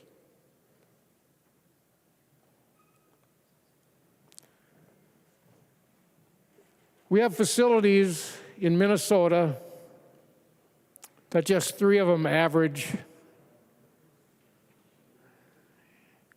120 plus years old.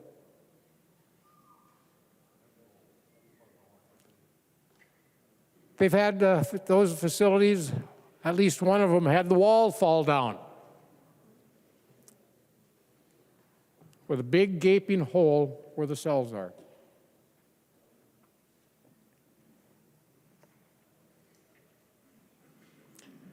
It would take more money to repair what needs to be done and to make them into the type of facilities that we have now, much safer than it would cost to rent or lease Appleton. We're not talking about that. We're just giving it a little bit of hope for Representative Anderson's district. I mean, just a little bit of hope.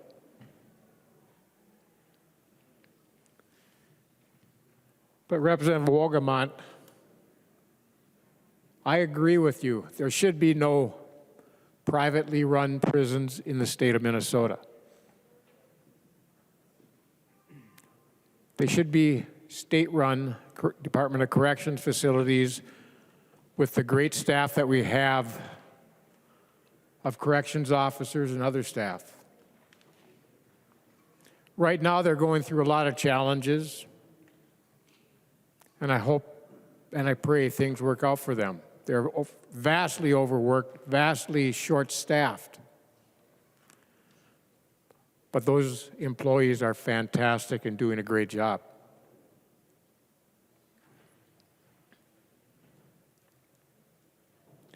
We should be able to lease a facility.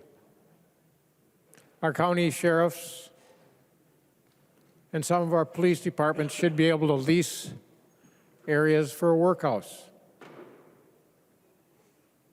No reason they can't do that. Oh, that's right, the bill doesn't allow it now. We tried to get it set up so our local units could do some things. We did get it so they can actually bring them to the hospital. We don't have a lot of government-run hospitals across this state, so it'd be nearest one in my community is the Hennepin Ramsey down here in Minneapolis. So anytime one of our inmates that might have to spend the night, we'd have to pass numerous hospitals to get down to HCMC. Thankfully, we got that fixed. But there's some things that were never thought about in this bill that have been talked about every year for the 5 years this bill has been around.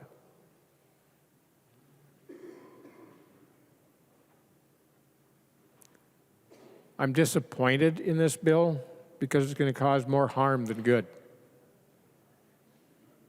It's going to make things harder for local jurisdictions to work together to keep costs down, to help those who need help, and incarcerate those that actually need to be incarcerated. But we have a lot that make mistakes. DWIs, first offense, yeah, that's a mistake. Second, third offense, I'm not sure. But it gives them an opportunity to go for a work release so they can go to their jobs, keep providing for their families, and have some accountability for the mistake they made. But what this bill does is sets it up so it makes it harder, more expensive for our small communities. I don't think that's what we should be doing. So I asked everybody to vote no, vote red, because this is the wrong way to do this. The member from Pope, Representative Anderson. Thank you, Madam Speaker and members. It's been a long night, and a lot of things have been said, and aside from the fact that this is really going to finish off the hopes of Appleton to utilize this facility unless there's future legislative action, what's really been frustrating is to sit here and listen. And we know how this place works. We come out here and we debate bills and offer amendments, and not a lot changes. But I think this was one bill that really could have been fixed tonight. The amendments that were offered put out the hope that the county could maybe use this in a strictly fashioned manner. The Doubt amendment said that the state could use it with union people and run by the DOC. Things that could have worked, they were common sense, and again would have left the hope there that, hey, maybe someday, if conditions change and incarceration rates increase and we need the space, we could use the Appleton facility. But the way this bill currently stands, that's not going to happen. And it's just difficult to see what that's going to do to this town of Appleton and the area around it. They've consolidated their school. It's Lackaparle Valley, and doing what they can to survive and doing pretty well. But this is really going to hurt. It's going to take away the hope, the incentive, and the possibility of using this impressive-looking facility on the south edge of Appleton as you drive through on the highway, and realize that because of this bill, it won't be used again for the purpose. And it's just, some of the things we do here, we get frustrated, and this is certainly one of them. And especially when you think that this could have easily, I think, been fixed in a way that doesn't take away from the original intent of the bill of not having private prisons.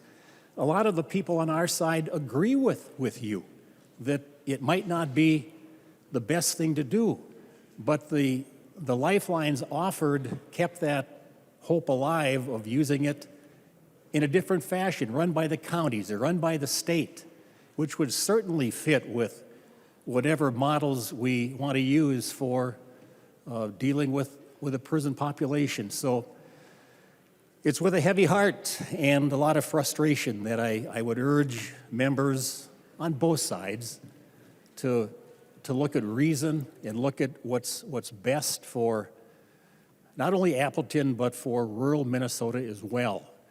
Throw us a lifeline, give us some hope that things we can revitalize again. This would be a great way to do it. So I'd encourage a no vote on the bill tonight. Thank you, members. The member from Stearns, Representative O'Driscoll. Thank you, Madam Speaker and members. A couple of thoughts came to mind tonight when we had the doubt amendment. And the first thought was, if we have private facility that could be used for a prison, and I got to thinking about that. And then when Representative Patty Anderson stood up and said, the state is already leasing a lot of facilities, I got to thinking, it's not really so much for me, the state of Minnesota leasing these facilities. The county that I live in, that county right now is looking to try to replace its jail facility. And they've come to the legislature and they've asked to be able to get a local option sales tax to be able to fund that operation so they wouldn't end up having to put it completely on the taxpayers. And I also sit on the local property tax committee here in the House, and we didn't do any local option sales tax bills this year. And so this county that I live in doesn't have the opportunity to be able to, go to the taxpayers and go and consider this local option sales tax. So I'm thinking, golly, if they don't have that option because of what the legislature did this session for local option sales tax, where do they get the money to be able to do this? And one of the ways that they might have been able to do this, and still could if this bill doesn't pass, or we'd have taken the doubt amendment, would be to have maybe partnered with another organization to build the facility. And then through some of the tax laws that we have here in the state of Minnesota, they could actually do a levy or a partial levy for leasing the facility. And I know that we use that tool quite extensively when I was in local government to be able to get our facilities and to kind of help with our management and growth plans.